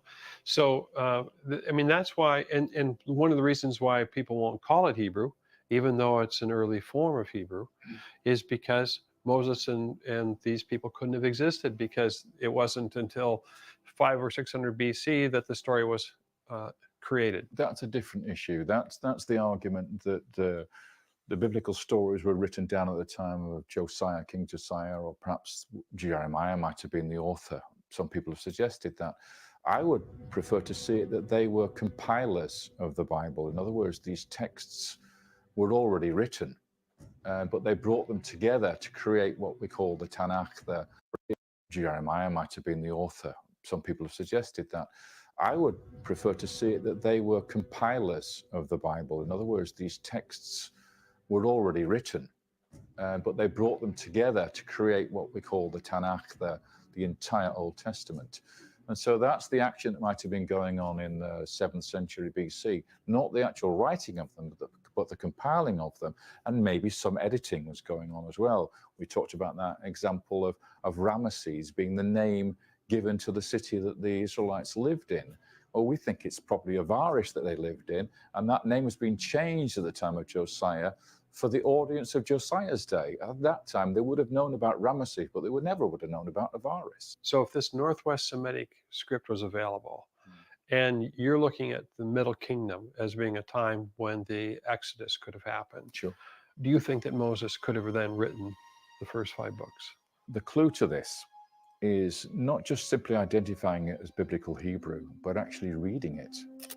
Once you know what the contents were of these inscriptions, once you can read them and actually make out what's being said here, and when you find things like the word manna being said, the word manna occurs in this script, that's part of the biblical story.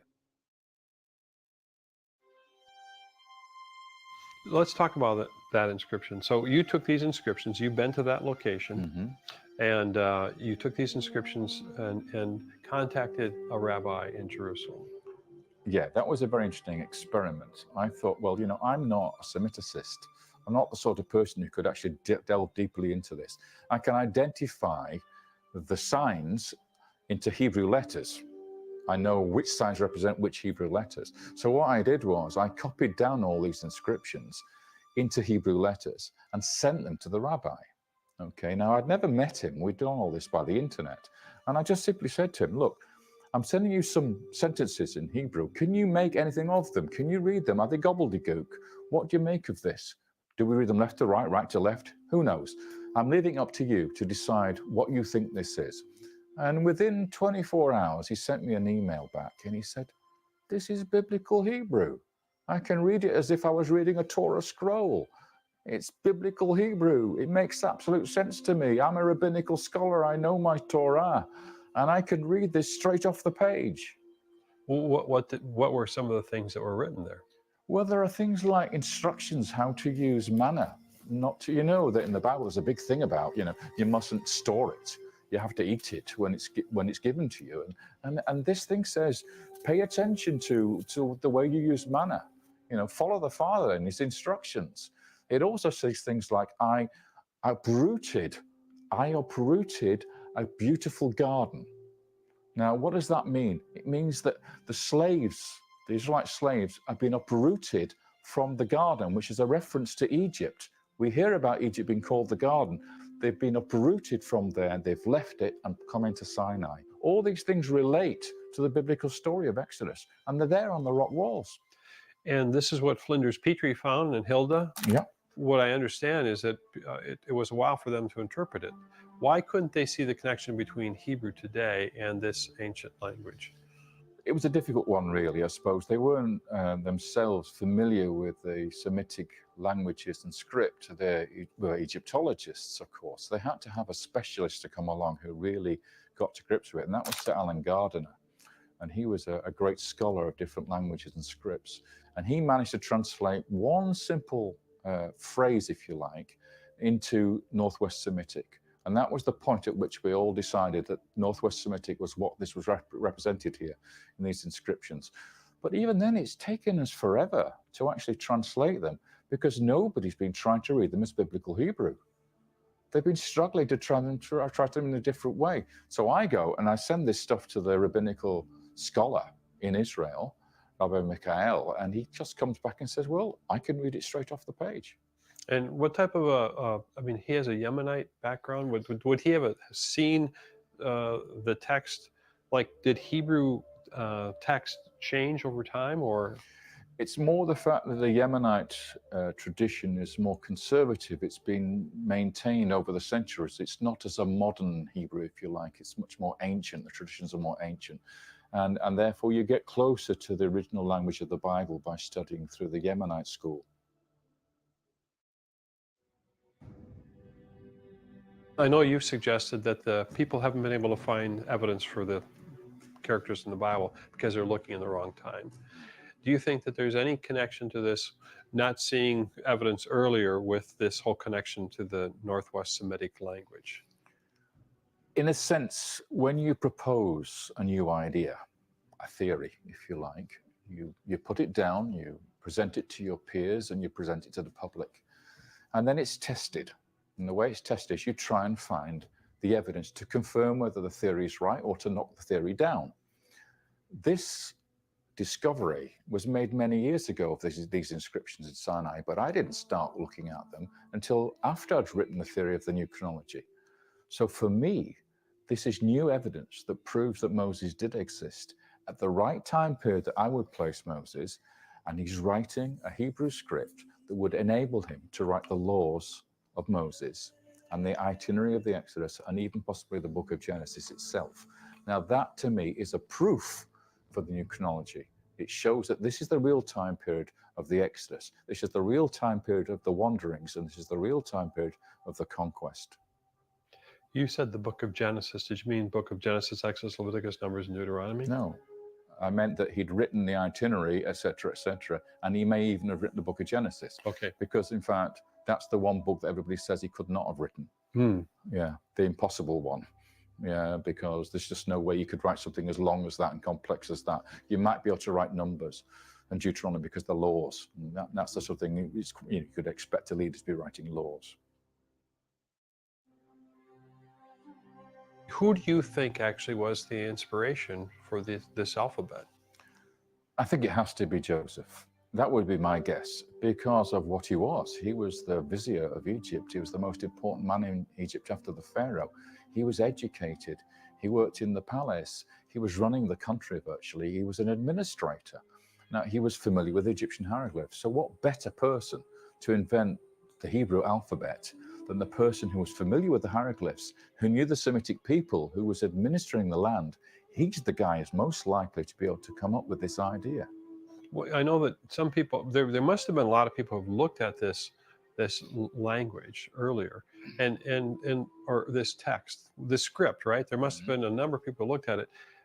Do scripts have to sort of grow over time, and they change their shapes and their forms? Didn't Hebrew actually change over time? Early forms of Hebrew were different than the Hebrew we have today? Yeah, if you look at modern Hebrew, even if you look at biblical Hebrew from the 9th century or the time of Josiah, the 7th century, it's very different to these Proto-Sinaitic inscriptions that we find. The letters look rather different, but you can see how they evolve from it. And time is the thing that makes these things change. And so if we think about this first alphabet, it's Northwest Semitic. People just didn't know who to assign it to, right? They just couldn't figure that out in the beginning. They just thought it was Northwest Semitic. They couldn't say any more than that. But the fact is that we've inherited the entire alphabet from these people, from whoever it was, whether it was Joseph or somebody else. People such as Professor Rolston say that it can't be Hebrew because the Hebrew writing didn't exist until much later in time. That's true. He calls this language Northwest Semitic. These inscriptions are Northwest Semitic. But I say it's a matter of history, not a matter of language. You can interpret them as Hebrew only if you have the history to back it up. So it's all about history, not so much about language. I'm an old romantic. When I see something like this in the desert, I have to believe that Joseph was the inventor of this script. I have to believe that Moses used this script to write the laws. I have to believe that Moses was the guy who actually physically carved these inscriptions on the rocks. And so for me, this is very, very fulfilling that we have things that make the Bible come to life, inscriptions that make the Bible come to life for the very first time. And this era, which is always supposed to be mythology, not real history. And here we have texts carved on the wall that could be the work of Moses, the words of Moses, in the Sinai Peninsula, and that is terrifically exciting.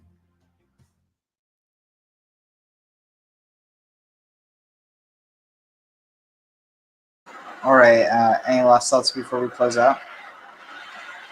I was going to say, my reaction was there when he sat there and said it was probably a Semite was doing it. It's like, why does everybody have to blame Semites for everything? Funny. No, admittedly, for when it comes to creating the Hebrew alphabet, yeah, there's probably a legitimate guess. Yeah. So, let's see, recap the 10 plagues in order. Let's see. Dam, Tzvardea, Kinim, Arov, Derech, Dam, Tzvardea, Kinim, Arov, Dever, Shchin, I don't know, Arbe, some Choshech, Makat, Ha, Bechorot. It's like blood.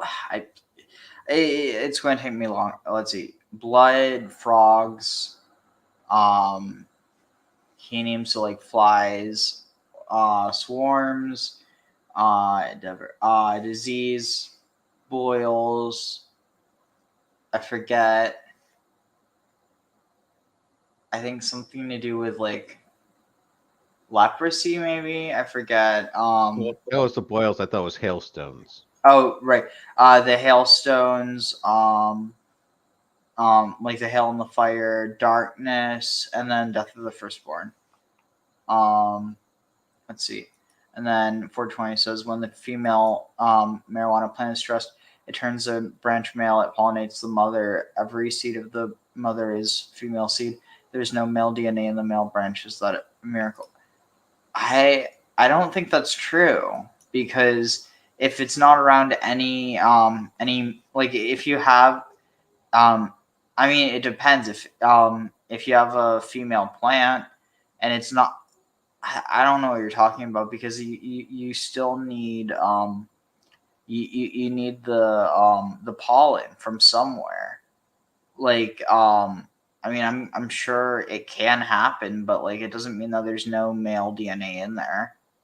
I don't think so. I'm like surely. Well, yeah. What there's basically it produces the pollen, but the pollen doesn't contain any male DNA because there was no male DNA in the female plant to start with. But no, see, that's the thing. The whole idea of sensimilla is that you stress out the plant so that it, I think they might have gotten it messed up. It produces more THC that way. It can't self-pollinate. Well, it can self-pollinate because even with female seeds, if you keep reflowering them, Well, if they'll it's eventually. hermaphroditic.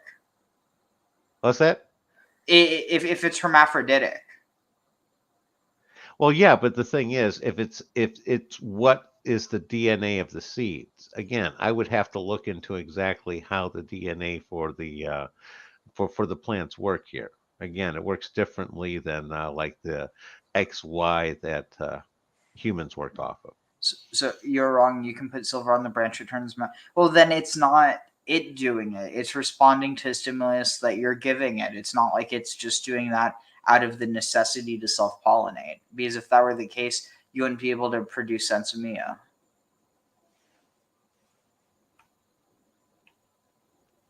Well, you want to keep all pollen away. It does you for sensimilla. You just want to avoid pollen regardless. Yeah, but no, I mean any pollen.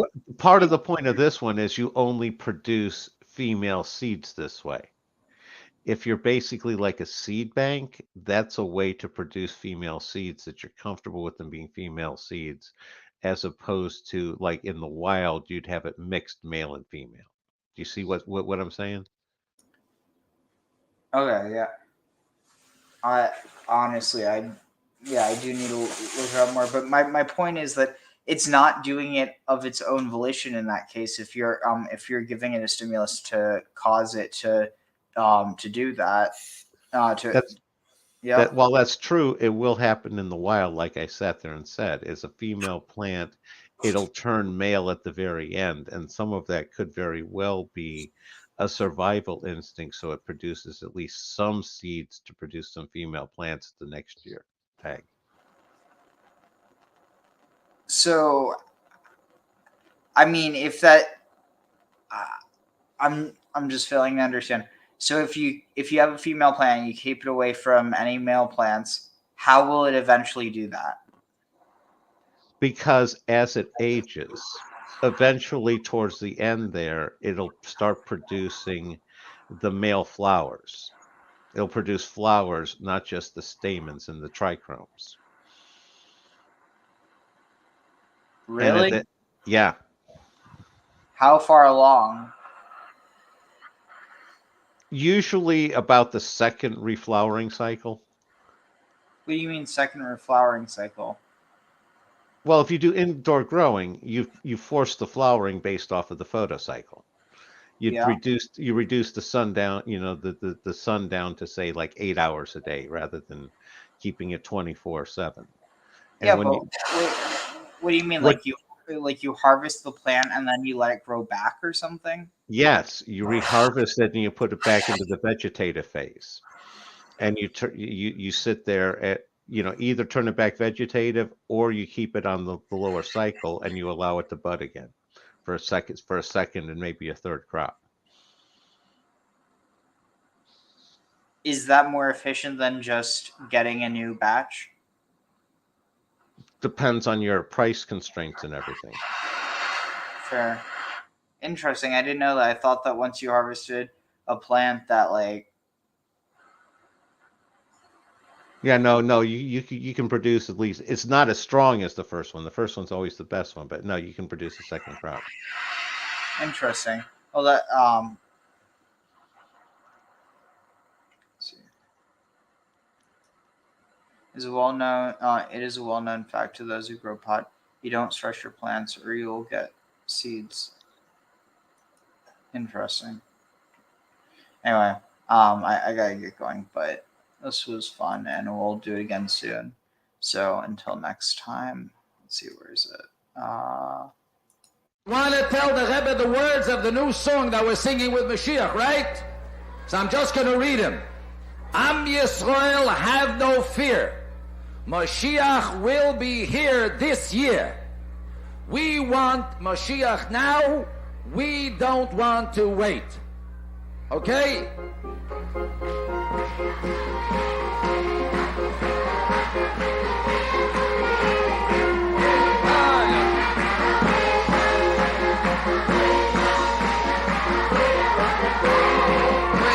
Mashiach now, we want Mashiach now,